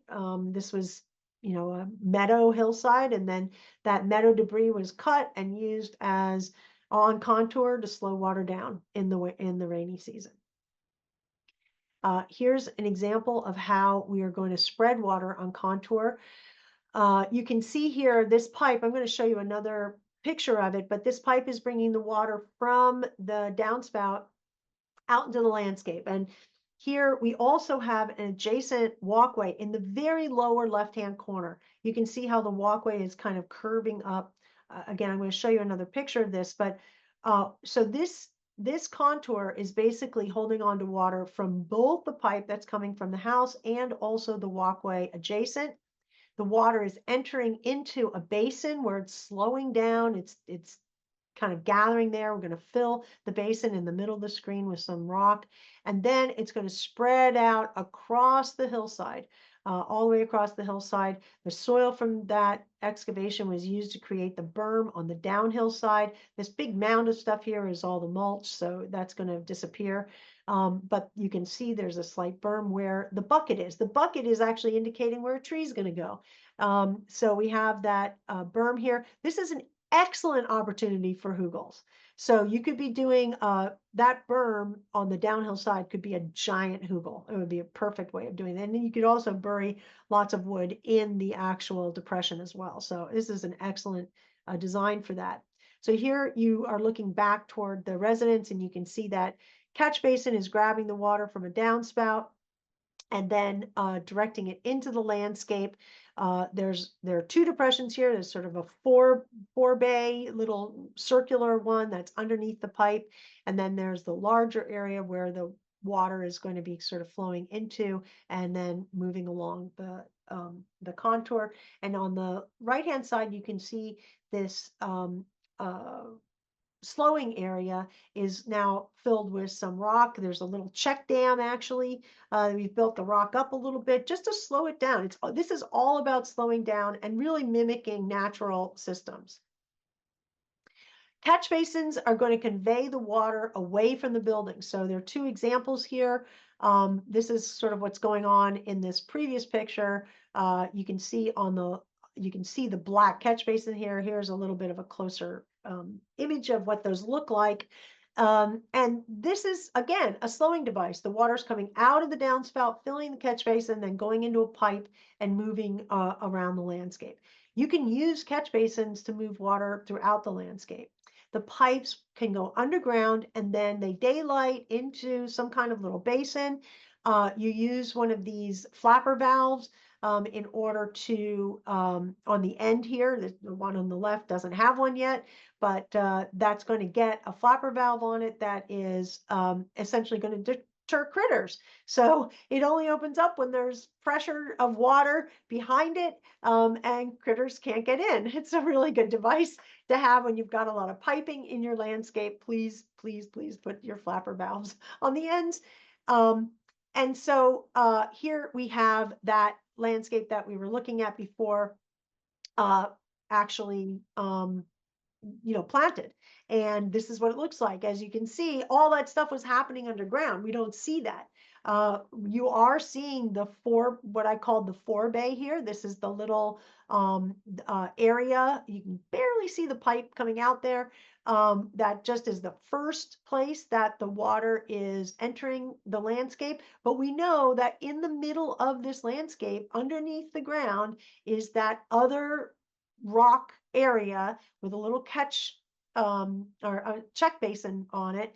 And then the whole thing is covered with mulch, and the earthworks vanish. You don't see them anymore on the hillside. They're there doing their job, moving water around. Here's another view of things.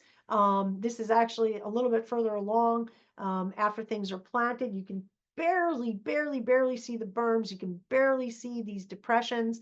And it's all being planted up.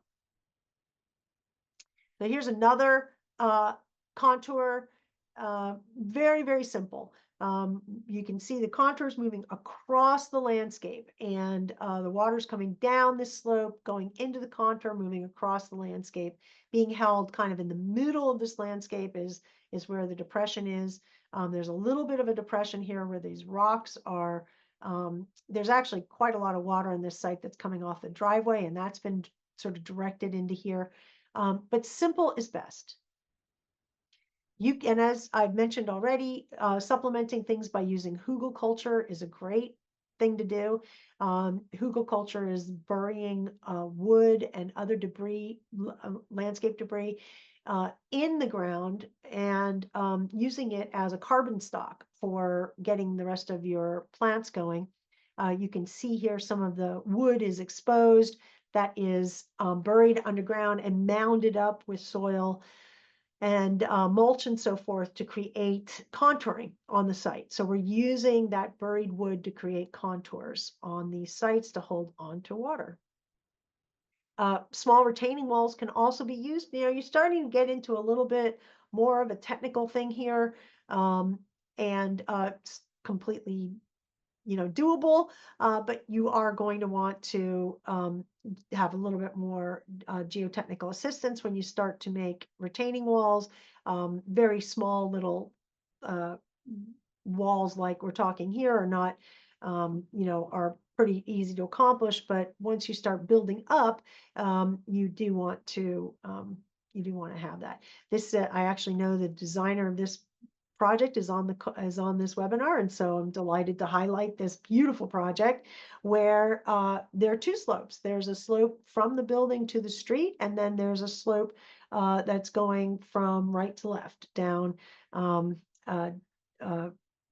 The house is actually on a hillside, and so this designer used Urban Water Group used multiple basins in order to slow the water down as it moved across the landscape. But again, very, very simple approach to it. Here's maybe a better picture. You can see it's a pretty big slope that this is on.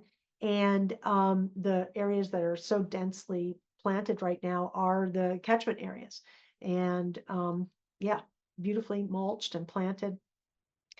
What about curb cuts? Curb cuts are another opportunity to hold on to rainwater, and they are doable. And we need to, I think, normalize making curb cuts and advocate for doing these. Um, One of the things about curb cuts, there are a bunch of different ways to do it. In this particular case, you have the opportunity. The curb cut is um, sort of integrated into the tree planting and the development of the sidewalks. Here, the sidewalk is raised and the basin is depressed to the street level. So you can see that the water would come into, through the curb into this basin area where the tree is planted. And then some rock is used to retain the edge of the basin, and the walkway is above that. So even runoff that would come off the walkway would go into this depression. Now, the thing about curb cuts is you see them a lot with just cored holes in the, you know, in the curb. And I think that this is a design that has become very popular in low impact development. But if we are thinking about very low impact design, we actually want to make our inlets as wide as possible. And this picture is supposed to demonstrate why. You know, in not just stormwater comes down the streets. I mean, lots of leaves and debris and so forth. And when you don't have a very wide inlet, you don't get the intake of that stuff. So you want to have a wider inlet so that the water will come in. Also, there's been all kinds of research done about keeping these things clean. When they're cut and open like this, you can see into it. You can clean it out really easily. When it's a hole that you have to put your hand in or a slot that you have to put your hands in, it becomes a whole different thing. It's like back to, ancient Greece and the oracle, putting your hand into the, unknown space. If people don't want to keep them clean when they're like that. So when they're like this, you can see how it is, and it's very easy to maintain. And definitely you want to, fill them with water or be out there when it rains to see if they work. And when you do things like this, you want to make sure that you're avoiding utilities. You can see here, the utility is in the foreground, and that's a water utility. I think that the water is going into the house. We've avoided that with this. You definitely want to work with your local municipalities to make sure that this is all permitted, and that you've done all of your homework before you do these. Don't just go out and cut them. You might need professional help to cut through the curb. It's pretty hard to cut through that curb, and once you get the right equipment, though, you can do it. Here we can see that these basins are excavated. There's a little dam of rock that's created here to kind of keep the water from just flowing back out into the street. You can see that the actual depression is a little bit lower than where the dam is. So the water's coming in off the street. It's going through this little filter area with rock, and then it falls down into the basin itself and fills up in the foreground. This basin is cutting across the planter area. Here's what it looks like after it's done. It's the same basin that we were just looking at. They are connected. The water comes into the, in from the street, and then flows across the entire former health strip, and then can come out if it needs to downhill a little bit. But permits were obtained for this work. This was done with the help of the city, and here you can see they actually work. The water is just rushing off the site. Imagine if everybody did this in their parkways. We wouldn't have the flooding that we have now. It just wouldn't be. We'd be using our landscapes for the benefit of holding on to stormwater. And really, the plants here have thrived as a result of having this stormwater come in there. Okay, let's talk about some slightly more active capture before I turn it over to Rosalind. Um, I've been talking all about what's called passive capture, which is holding the water in the landscape. Why not actively, concentrate that I've been talking about slow spread and sink, and active infiltration is really more about concentrating it and focusing that water into a particular area. I think of this as a much more active kind of uh, situation than because we are having to direct the water where this is usually a permitted activity. And so anytime that we are considering putting water into a very small space in the landscape, where we're going to have to dig deeper, right? Because to hold that same cubic feet of water in a very small space, we need to have a um, deeper receiving area.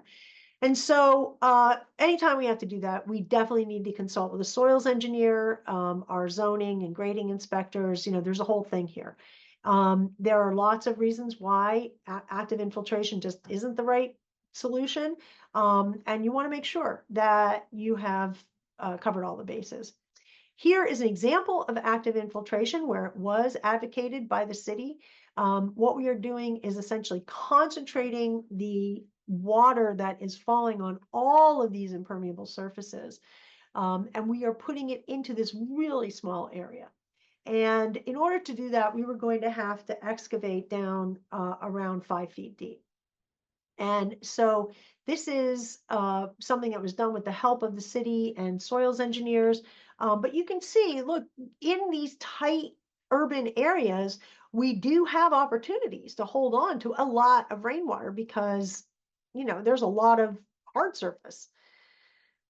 So the first thing that we did was figure out how much water needed to be infiltrated. And once we did that off of all these catchment areas, we realized, yes, we were going to have to excavate pretty deep because we really only want to make an area, a receiving area that is so big. We don't want to take up the whole yard with the receiving area because it's going to be expensive to excavate the way we're going to have to excavate. So you can see here, the contractor is actually indicating where the pipe is going to go that is going to take all the water from all these hard surfaces and direct it into this area. There's going to be a pipe that directs that water down into this area. Now, no one called OSHA. Fortunately, this is done uh, almost almost 15 years ago. Um, so I think I'm out of danger here. But yes, so this is the excavation is completed, and you can see the inlet pipe is coming in. This is a perforated pipe that we're using because we're moving water around the landscape. What you see in the lower right-hand side are these honeycombs. Those are actually going to go into this pit here and be filled with gravel, and they're going to become a giant strainer, if you will, of the water that's coming in, slowing it down and allowing it to soak into the soils. And you can see here it being put in. That's not a rubber liner that you see there. That's a non-woven geotextile that's being used as part of the filtering. And then on the right-hand side, you can see those honeycombs were filled with gravel, the piping, water coming in, water going out, moving around. And now it's being filled up with gravel almost to the top, where we are going to then cover it with soil and then plant into it. And that's what the finished product looks like. You can't even see it. It's underneath the grass, and it takes all the water from all the sides. So those infiltration cells, there are many, many, many suppliers of these things. You just have to search for them. They actually they create a stable and they're first of all they're very flexible. So the material isn't flexible, but the use of them is flexible. You can create shapes, a lot of different kinds of shapes, and they are structural. So when they're put in the ground, they are actually doing the retaining of the soil so it doesn't all collapse in. And it's preferable to using just gravel, which was kind of how we all originally learned how to do these things, 20 years ago. This is preferable because it provides more pore space. There's more space for more water when you're using these kinds of grids. Oops. The cells all ship flat and then they're put together on site. And here's an example of the same material used actually as a cistern. Because it's structural, you can get close to the building. This is 5 feet from the building. So I know it doesn't look that way in this picture, but it is. And this is a pond liner because the tank this is essentially going to become a tank instead of being an infiltration area where the water is going to go back into the soil. Water is going to be pumped out of this to be used as landscape water, and Roz is going to talk more about that. This is another infiltration tank, so they look very similar. Just the difference is there's no pump here. This is a non-woven geotextile. You can see uh, the boxes are all put together, and now we're moving the water around the landscape. In the next picture, you're going to see there are actually two infiltration tanks here. One pretty large one pretty small one. They're connected to each other. And then right at the feet of Marilee Coleman, there on the right, you can see the little pop-up that we're using. So the water's coming into this and then flowing into from tank 1 to tank 2, and going into the ground, slowly going into the ground, and then anything that's excess will pop up and go into the pathway and then off to the sidewalk. The grid that's being held up here is actually grid for the sidewalk itself. So the sidewalk can become a stormwater catchment area too. Very shallow, 2.5-inch catchment area, but perfectly legitimate. Another way to store and slow down and actually sink the water. So we definitely want to use multiple strategies whenever we're capturing rainwater. We want to be thinking about how we make all the surfaces possible permeable, because the more rainwater we're able to capture and put into that green water zone, the better off we're going to be for the entire landscape in the dry season, if such a thing exists. And maybe you don't have, maybe you're in a more you're in an area where you have more reliable rainfall even through the summer. This will still help you in order to modulate the amount of water that's in your landscape. So I told you that we can use the same infiltration grid material that was used to make those boxes. Very, very similar material used for pathways. You can see here, these pathways are going to be, they're filled with some gravel. These are stormwater pathways. They're ADA compliant, they're stable, they're beautiful, and they capture all that rainwater and slow it down. So in a case like this, where you've got a hillside, we're using it to, do the pathway, but also to slow the water down and to hold it on the site. The grids come in, they're like 2 to 3 inches deep, and they come in, I think they're like 2 or 4 foot wide widths, and they snap together. It's almost like building with Legos. And they store and move rainwater. And when they're filled with the gravel, you literally can't see that they're there.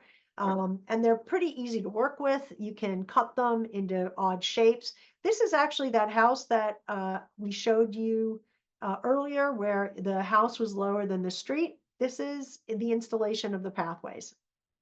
Pretty simple material. But the very simplest BMP of all is to use live mulch, using good 4 inches of living mulch. And what we mean by that is well, certainly living mulch could be ground cover, but in this case, we mean for live mulch, we mean mulch made from living things. So tree trimmings and leaves and so forth that are going to decompose and make healthy living soil. Whenever we do paving, we want to think about permeability. So what we mean here is, if we have a paving material that is impermeable, like the flagstone is, we want to make sure that there are gaps in between the installation of that impermeable surface, so that there are places for water to go. It's really important for us to make all the areas permeable, so that we can, again, slow that water down and spread it out. The permeable paving can go anywhere and everywhere, and it can look like anything. I love this garden because it's actually combining the permeable paving with the rain garden. The rain garden is just that vegetated area that you see on the left-hand side. All that carex that's in there, that's the rain garden. And then the permeable walkway is actually capturing water. So the water is flowing off of the big slabs into the little cracks. There's a little drainage underneath there that's directing any water into the rain garden. We're making the whole site permeable by doing this. And believe me, those trees are really happy. You can actually cut strips in your driveway to sink rainwater. You go to the expansion joints and you cut along the expansion joints up to 6-inch gaps. This is a way that you can make even a very impermeable surface more permeable. And the water drains not just down through the rock that you might put there or even plant it, but it also can drain to the sides then. And you could even cut the edges of your driveway. In the case here on the left, this was a driveway that actually had a lot of cracks in it. And the solution was to make it permeable. So we turned what was a bug into a feature by cutting along the cracks and making permeable areas. On the right, this is formed from the very beginning with the permeability in mind. But you can see it doesn't have to all be straight. All right, well, we're going to move now into active capture in cisterns, and I'm going to turn it over to Rosalind.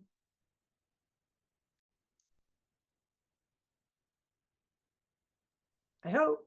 Yep. Hello, everybody. I'm going to start sharing my screen.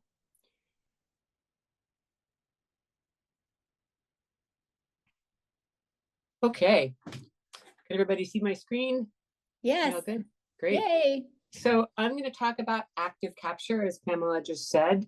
And I've been designing systems for rainwater capture since 2007. So I'll be sharing from those experiences and talking about different kinds of systems, basically how to design a rainwater catchment system with active capture and cisterns for different kinds of applications and a variety of conditions and needs.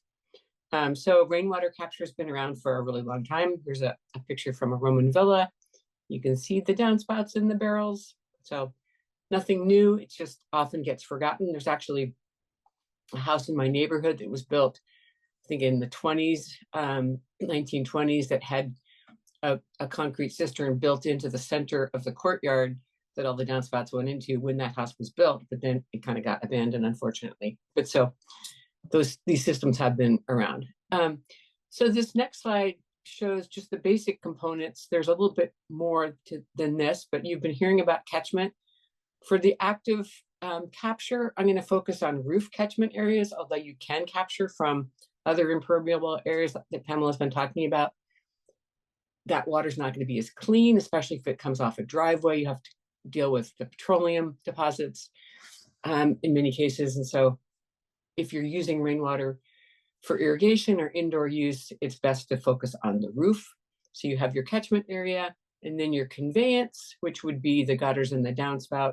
Typically you would have a filter, a debris excluder filter before the tank. And then you have your storage, which could be above ground, below ground, different kinds of shapes and sizes. And then from there, distribution to by gravity, just to a hose bib or to a gravity irrigation system or to a pump, which could go to a drip system or to a hose bib. And you've been hearing a lot about passive systems, and it's important to realize, especially with climate change, that anytime you have rainwater catchment, even if it's active, you're going to always incorporate passive catchment as well. The overflow has to still be sized the same way as a rain garden, because often your tanks may be full. It's been a rainy weekend, another inch of rain comes, and so you have to design your overflow in the same kind of way. In thinking about tank sizing, in our climate, ideally you want to have a tank that can hold 30 to 50% of the annual rainfall from your catchment area. And that's because most of our rain occurs in the winter months, and then we have a long period with little or no rain. And therefore you want to be able to store the water for those long summers, but also consider that you'll have the capacity to empty your tank in between rain events. And so it's actually very important to be using that rainwater even during rain events, which often don't infiltrate very far into the soil. And you also want to build that sponge. So in more detail, thinking about how to size your cistern, you have basically three different things that you want to consider. You have the supply, which you've been hearing about from Pamela. So you have your roof area, and then you have whatever your runoff coefficient is, if you include that, conversion factors to get you from the cubic feet and feet to inches and so forth into gallons. So from a typical 2,000 square foot roof, roughly 12,000 gallons a year. Your runoff coefficient is going to be best and water cleanest with a metal roof. Then the other main thing to think about is the demand. And the demand, for example, with a 500 square foot landscaped area with a moderate water factor would be under 9,000 gallons per year, more like a bit over 10,000 gallons per year if you have a 0.6 water factor, a bit more in the higher moderate range. A veggie bed is going to be even more, about an inch every square foot per week, which works out to be about 16,000 gallons per year for that same 500 square foot area. So you can see now that that 2,000 square foot roof is going to give you, roughly enough water to do quite a bit in your yard if you don't try to spread it too thin. Another big issue, of course, above and beyond supply and demand, once you figure that out, you might decide that you would like to have, say, a 3,000 gallon tank or amount of storage. Then you have to figure out what your budget is.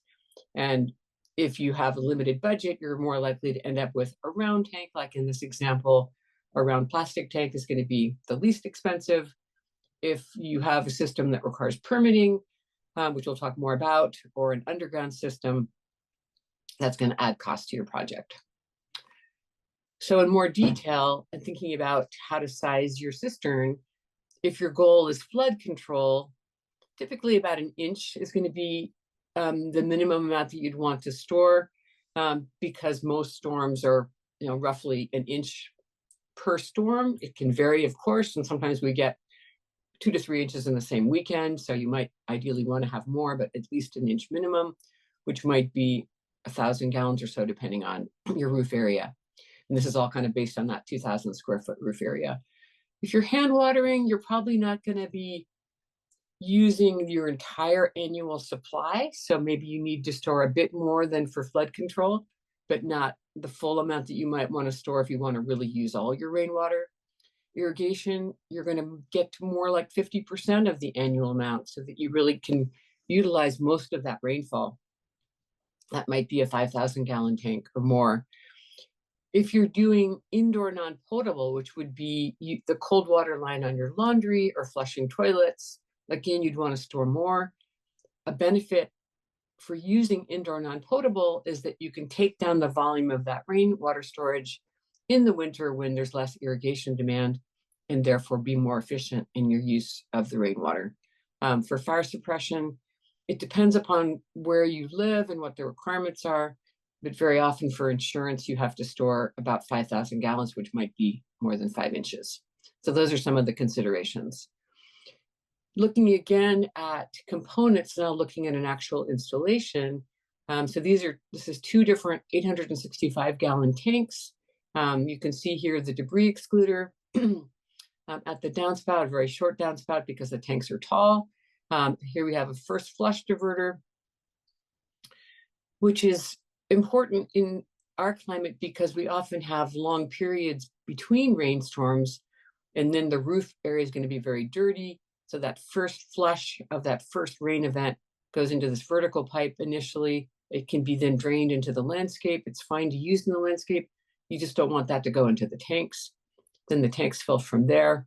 And then here, this is just has a gravity hose bib, that's it. But the overflow goes into a swale, which is somewhere in here. I can't see the pop-up, but it would be the same kind of green pop-up that you saw earlier in the presentation. And again, the overflow would be sized to capture a 1-inch rain event from that catchment area. Some safeguards to think about. So the debris excluder is important not only to keep literally debris out of the tank, such as twigs and so forth. It's also going to screen against mosquitoes. The screen size will prevent mosquito and mosquito larvae from getting into the tank, which is very important. Also very important, the tank is UV rated. So it's, in this case, very often it's going to be a darker color so that you can't get UV into the tank that would cause algal growth. And it's also NSF potable grade, which means that you could use that water for drinking if you wanted to, which we'll talk more about. Round tanks are the best structurally. They don't require base unless they're very tall. And in some cases, they can be partially buried. And in this case, this is about 4,000 gallon tank for a residential site. So additional treatment besides that debris excluder, particularly for irrigation, you can add inside the tank additional filtration. We use a bag filter, which can be between 100 and 400 micron, depending on the situation, and easily accessed with a slide mount. And then a basket filter following the pump, which is going to filter down to 100 micron. And as you'll see in a moment, we'll come back to this, 100 micron is the requirement for drip irrigation and also the minimum requirement for indoor non-potable.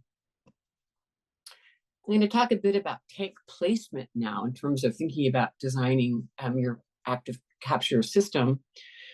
And the placement is determined in part by whether you have what's called a wet system or a dry system. So most people think about a dry system, which means the tank would have to be near the downspout, and it's dry because there's no water in these pipes unless it's actually raining. A wet system, although the tank is shown close to the house here, it could be quite a distance away from the house, as long as the height of the pipe going into the tank is below where the hard pipe starts at the downspout. And in this picture, it looks like it's a little dubious, but that would be the requirement. So ideally, it would be downhill to get to that tank, would make that function better. But the beauty of this system is that you can then have larger tanks located at a distance from the house. So here's an example of a dry system. These are slimline tanks, which are only 25 inches in width, which makes them fit really nicely in utility areas, 530 gallon capacity. You can also connect several of these together. Again, this is a dry system. It's located right underneath the downspout. Here you see the first flush in the inlet into the tank. And here's an example of a wet system where the tanks have been nicely integrated into the garden with a screen with some passion flower that's beginning to fill in. And you can see here's a downspout over here. And in this system, there's actually a second downspout that's not visible in this picture. So these tanks are being supplied by a larger roof area than just this one area here. Often when you do have a wet system, your tanks do need to be not too tall in order to get that the fill from the water seeking its own level. If you have certain situations, such as this corrugated steel tank, it requires a concrete foundation. So that's going to be additional engineering and permitting and additional requirements for placement and construction. Other considerations, as I mentioned, if you're going to have a wet system, you're going to need to have your tank positioned so that the water can flow into the tank. But in some cases, you might want to put your tank uphill. And if that's the case, you would have to then pump it uphill. What can be a great system is to pump uphill and then gravity fill downhill, because the transfer tank is going to be a much cheaper, stupider pump than the irrigation pump or the pump that's needed for indoor applications. And so having uphill tanks, if they're 100 feet uphill, that gives you 40 psi of head, and that works well for household fixtures, for just simple shower and lavatory and so forth. Another example would be in a smaller urban setting. You can have a small collection tank again transferring to upper storage.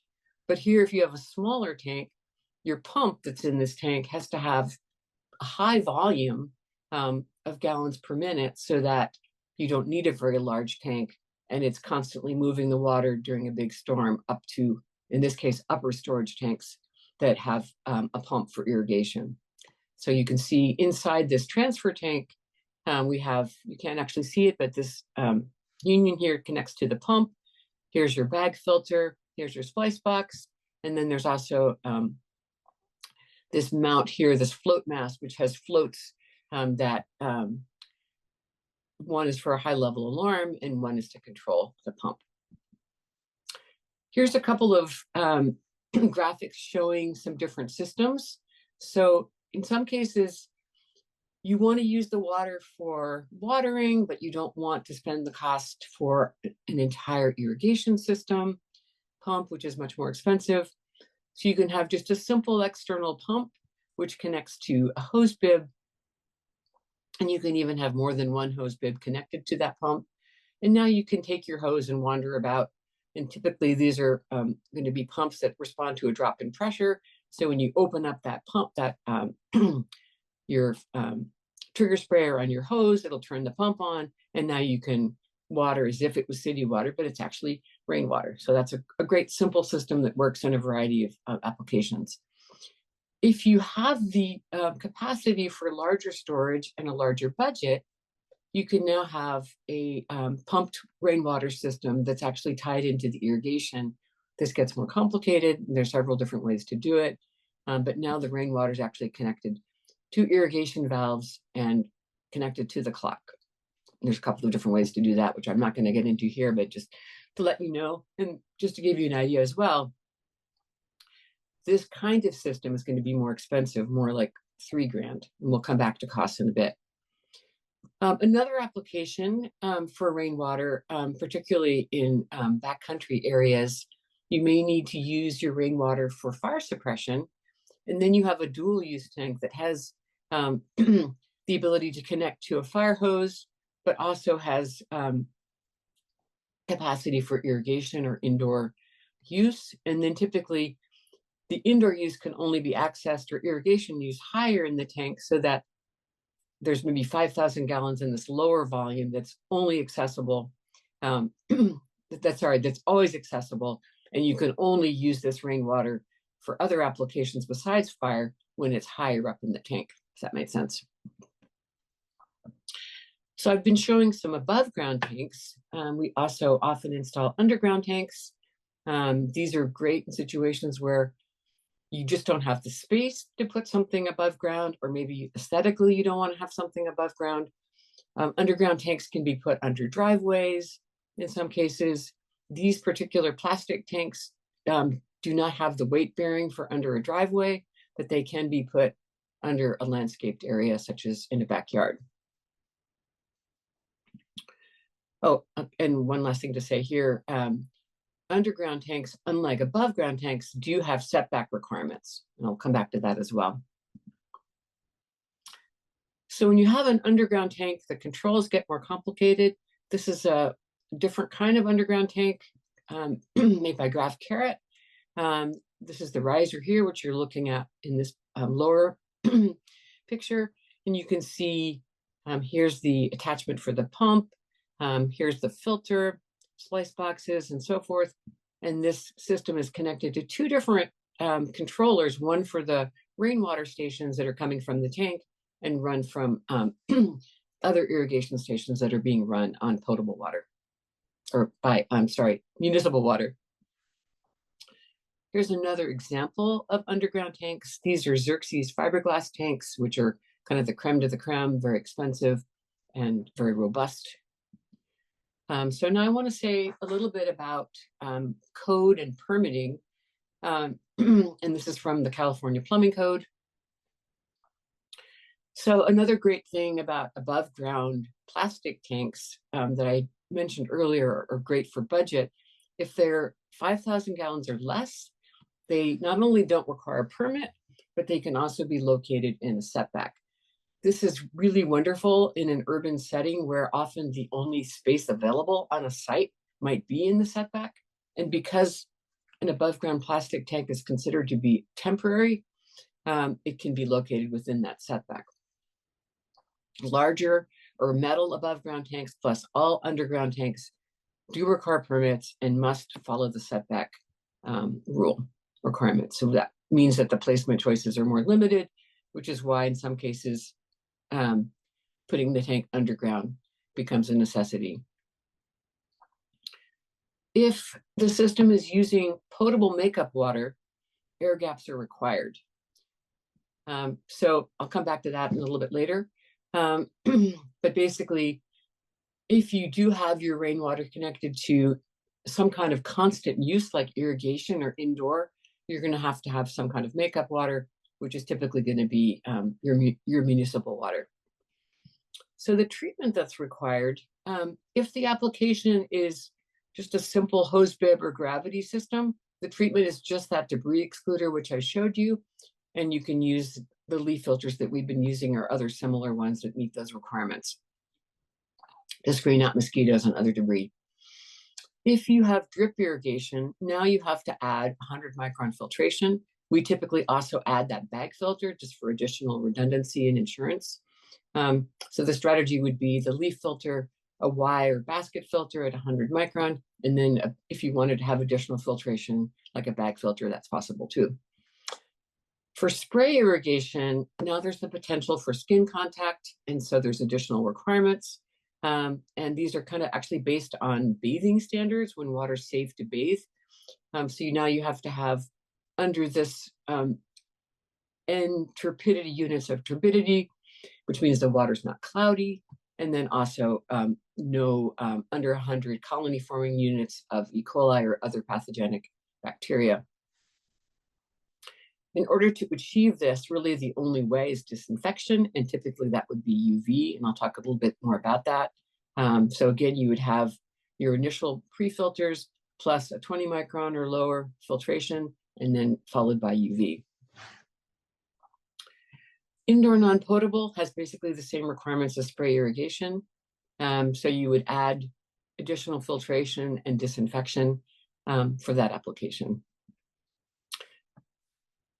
When you have rainwater being used for other than drip irrigation purposes, signage is required.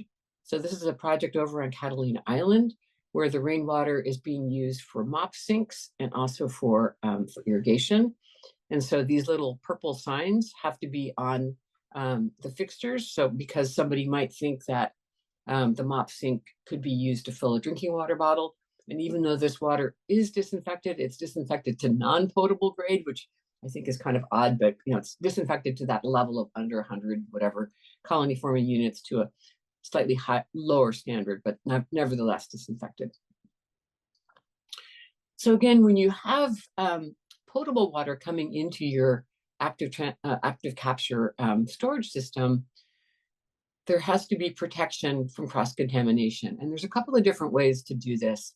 So when you have an above ground tank, for example, often you have some kind of system like this valve that supplies your municipal water. So this basically will fill when this little lever is down and the float is down. And then when the float reaches the point where it's filled to maintain a minimum level, this closes. And there's this air gap between the fill line and the fill line of the tank, which is set by where the overflow is. So the tank can't fill any higher than the overflow. And you can see there's this little air gap between where the city water comes in and where the tank can fill. More commonly, a unit like this is used. This kind of a unit, the top is where the municipal water would come in, typically with a little copper pipe, and then it terminates there. So the water's flowing freely here in the middle. That's your air gap. And then at the bottom, usually this is a 1.5 inch male fitting that would go in here. And then that pipe could go down into an underground tank or into a gray water surge tank, or it could be also installed above ground and then go into a rainwater tank such as this one. So this one is the most versatile, most commonly used. So I want to say a little bit about what can go wrong. more things can go wrong with the wet systems that we talked about.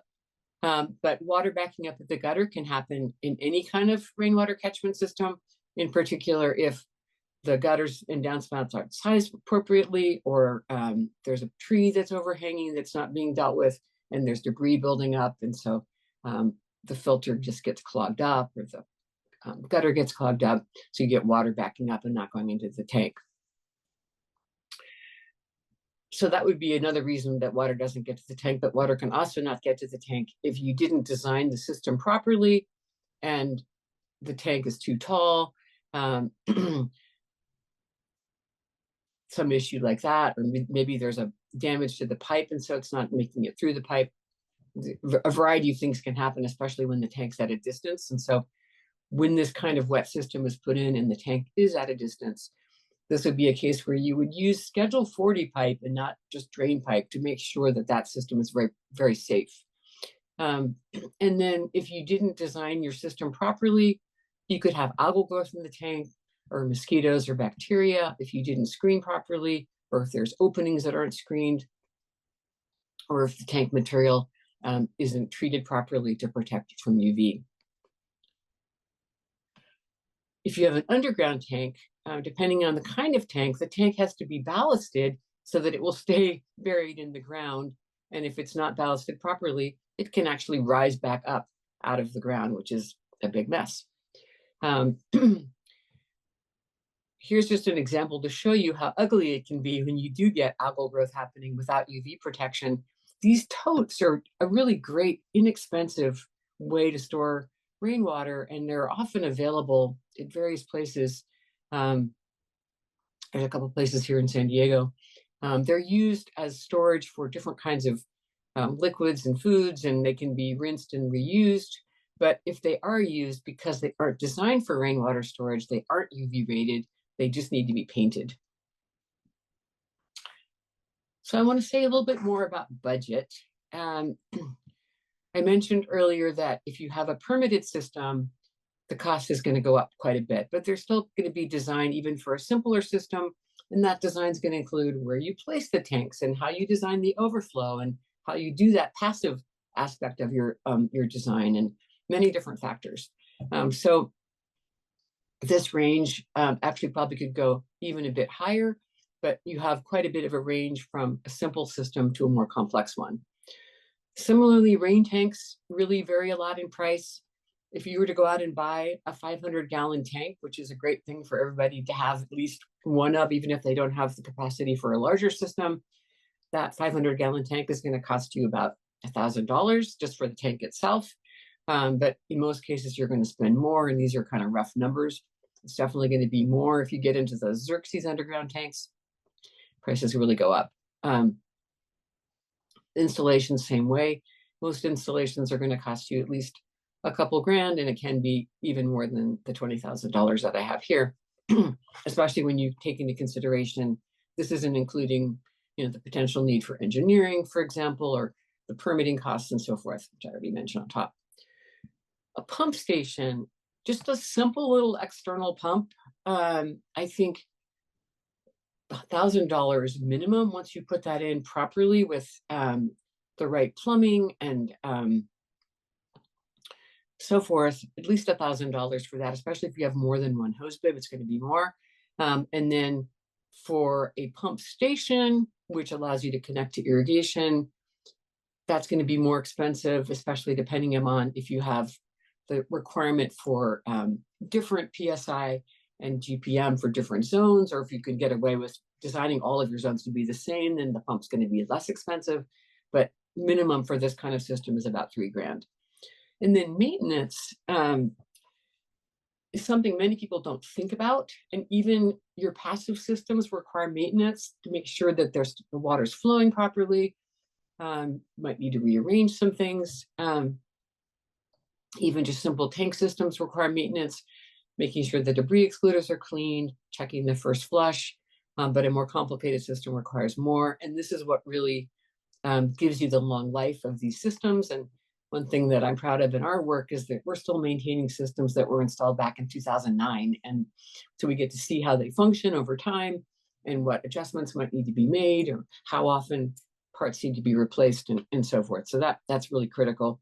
Also because often your regular gardener doesn't understand the system. And so it's really important to either train them, which we do, or also have somebody that comes in that's specialized.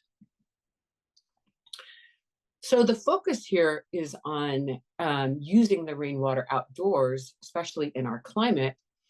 But I wanted just to say a little bit about potable usage. So interestingly, we think of municipal water being available. This is the United States of America, after all, but it's not always reliable or available. And when that's the case, rainwater becomes essential.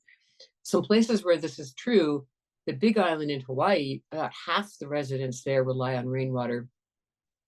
Puget Sound is becoming a place where many people can't rely on municipal water. And so rainwater is becoming more and more important. And this is due to things like contamination of wells and saltwater intrusion being on islands, for example. And then other places where there's been contamination events like Flint, Michigan, and Jackson, Mississippi, it would be great to be using rainwater when the municipal water is not safe, especially when there's a pretty good annual rainfall, which I think there is in both those places. So just to say a little bit about what's included, there's going to be disinfection, which most commonly is UV, but it can be some kind of mechanical filtration. This system here on the right actually is a design that's used on the Big Island in Hawaii, where the budget often may not allow for a UV system, and maybe also the electrical might be not as reliable. And so this mechanical filter doesn't require electricity, although you would have electricity for the pump. And then the final filtration before the disinfection is always going to be lower, about 5 micron, and then you're going to have some kind of pre-filtration before that, after your 100 micron filter. This might be a carbon filter, but it would be maybe, say, like a 20 micron mixed filter, same kind of thing here.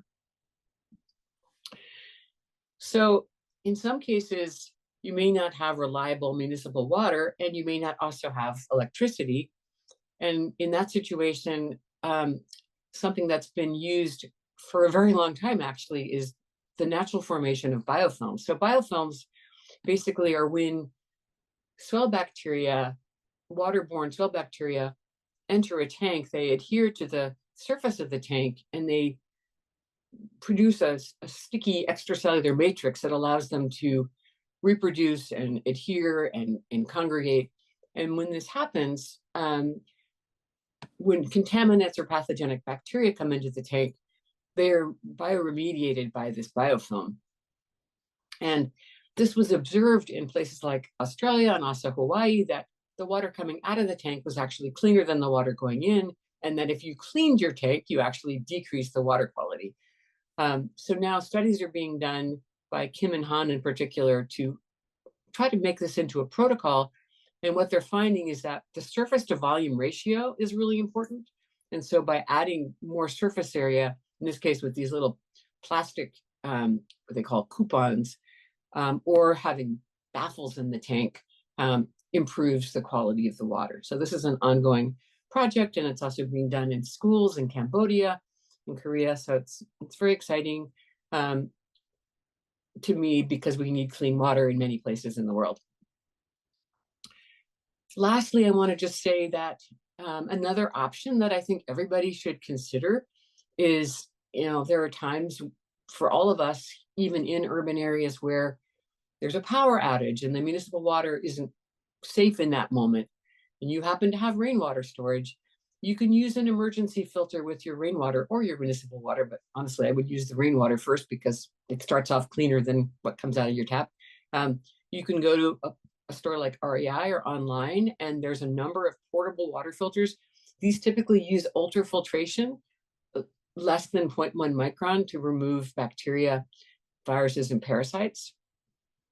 And they're typically marketed for use like this when you're out backpacking and you're drinking from a stream. But I've used these kinds of systems myself with my own rainwater storage, and you can just filter it into a water bottle and have a delicious drink, and just a good thing to have in your toolbox.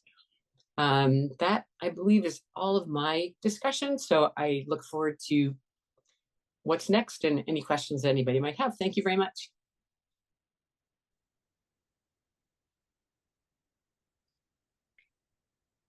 Thanks, Rosalind. That is really awesome. I so appreciate everything that you bring to the story. I love all the questions. We're running very close on time. So I think we're going to go ahead and put up the evaluation. And actually, I have to scroll through some of your slides here to get to the end here. Okay. I think Mary Ann's going to go ahead and roll the evaluation, and I hope that you Yes. fill it out. Yeah, so I went ahead and posted the evaluation. It's in Okay, the great. chat box. And then if you please just fill that out as we are going through the last section. And then that way we can get all of your feedback. Thanks so much. That's great. All right, so I do want to recommend that people take a look at the answers that I posted into the Q&A, and Rosalind can go ahead and look in the Q&A and add to anything that was asked there for her. All right, so the final thing here is, how do we ensure success? Well, the first thing is get to know your site. Compaction is a really important thing to have a handle around. I would buy a penetrometer, frankly. We have a penetrometer, and use it to determine your compaction, because compaction is going to give you information about how much remediation you're going to need to do on the site. Certainly for building soil health, sheet mulching is the recommended way to go when you are removing turf, especially.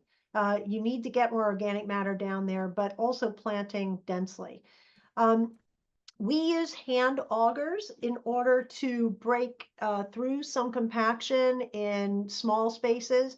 So we use 18-inch, 3/8 or even 5/8 drill bits to poke some holes through compacted areas, and then we put worm castings in there. But sometimes we use a post hole digger to also break through compaction. If you've got a basin that has got some water in it and it's taken more than 48 hours for that water to drain out, I mean, I've only seen that once in my whole career. But if you have something like that, then you need to get an auger in there and poke some holes in the bottom of the basin. Worm castings and compost, anytime you poke the landscape or disturb the landscape, follow with worm castings or compost. Selecting plants that enjoy having their feet wet is a really great thing to do. Here in SoCal, we've got Juncus and Zephranthus and Yerba Buena and many, many, many other plants, but these are reliable wet feet plants that really take care of things. The Lomandras do pretty well in the basins.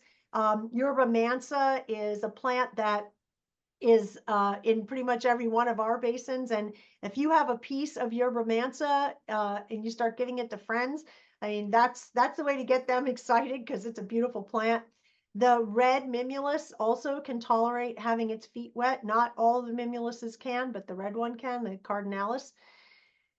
Planting abundantly, super important. I've said it a bunch of times. Lots of plants, abundantly planted. Density is important. So is diversity. And then on hillsides and on your berm areas, planting things that are going to grow quickly and have very fibrous roots, like our California native grasses, are just terrific for this job. And then, of course, if you're going to be managing erosion, you definitely want to be thinking about using our deeper rooted California native shrubs like ceanothus and baccharis and so forth. Of course, you're going to have to deal with fire issues and fire limitations, but there's still many, many, many native plants that do the job. And we certainly recommend that every landscape has some large shrubs and trees. Why? They hold on to water and they help. You saw the tree shadows. If you have gutters, make sure you clean them out before the rains. Get out there today before this weekend. And pre-filtration is also really great for making sure that your gutters are screened. And then finally, there were a lot of questions about this. Well, what happens when we get a lot of debris or we get a lot of sediment that comes into these basins? One thing I didn't mention previously when I was talking about rock is, when you are using rock in your basins, you are essentially displacing area that could be filled with water with the rock. So you actually need to have a little bit larger basin. I usually go 25% larger when I'm putting rock in, depending on the size of the rock, because I'm filling the basin up with rock. And so there isn't space for the water. And also, by the way, rock can also kind of compact over time. But the issue of the sediment coming into the rain garden really is only an issue if you have rock that you want to see. So if you are really all about the aesthetic of the rain garden that is filled with rock, yeah, you're going to need to remove the debris. There's no question about it. Otherwise, you won't see the rock. But if you are more interested in just the functionality of the site, or maybe you've even designed it as a vegetated basin, you don't need to worry about the sediment. The sediment this is all just part of building the sponge. So don't excavate it, don't disturb the soil, don't take it out. This is, again, centropic design. The thing is becoming more, the functionality improves with the sediment. It improves with the abundance of plant material that's growing in there. And also, there is a misconception that toxins that accumulate in the basin are going to build up, and they are going to therefore, have to be removed and remediated somehow.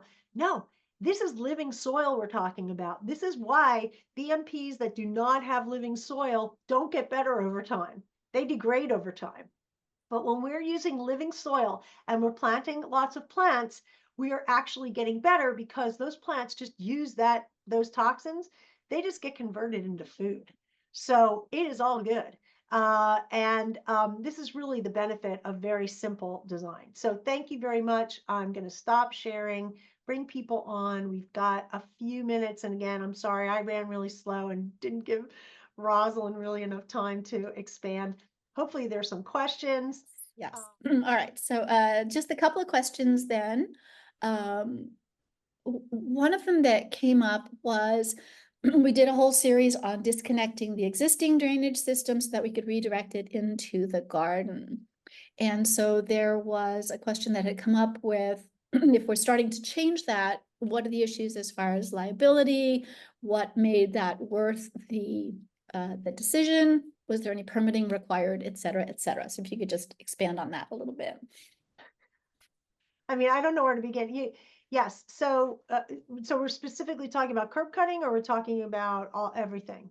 No, it was when we disconnected the drain that was originally going out to the street. Oh yeah. Yeah. Yeah. This is in that particular case, and every time we've done it, the stormwater benefits are far over. As long as we are not putting the water back into, against the building, or having any kind of impact, as long as it continues to overflow to the street, ultimately, if it gets full enough, there is no change really to what's happening. All we're doing is eliminating the stormwater detriment. So that's really the bottom line. And in terms of cost and all that sort of thing, the cost is not that great, especially considering you're doing an entire landscape renovation. So it's very, you keep it simple. And I think a lot of these things get over designed. And so keeping it simple, keeping it shallow, moving the water around, all of that, it's just basically a flow through planter, essentially. I mean, that's the way it's viewed by the from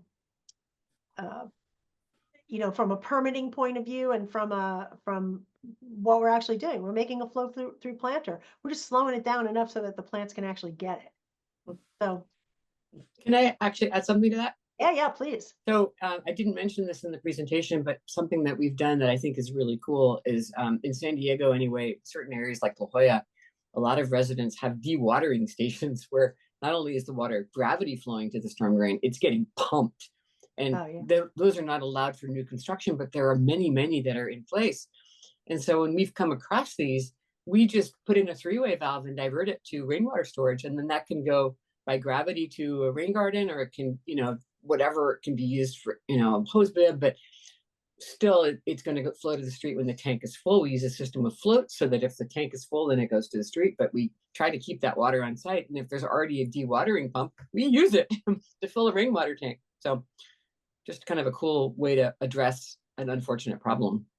I think what I really want to bring to this, and that is so helpful, is look, and I know we're up against time, is this is about thinking about rainwater as a resource, right? That's the design choice that you're making here. So you're looking at the landscape, and you're saying, first and foremost, how do I build healthy living soil? And secondly, if I'm going to get rain, how does it become a resource here? Where can I put it? Where can I move it? How do I store it?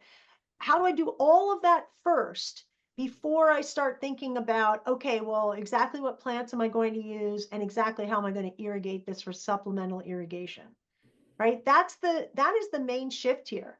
And when you start to think about rainwater as a resource, you begin to string together all these different very simple solutions to get really powerful impact. And that's really what we're getting at here.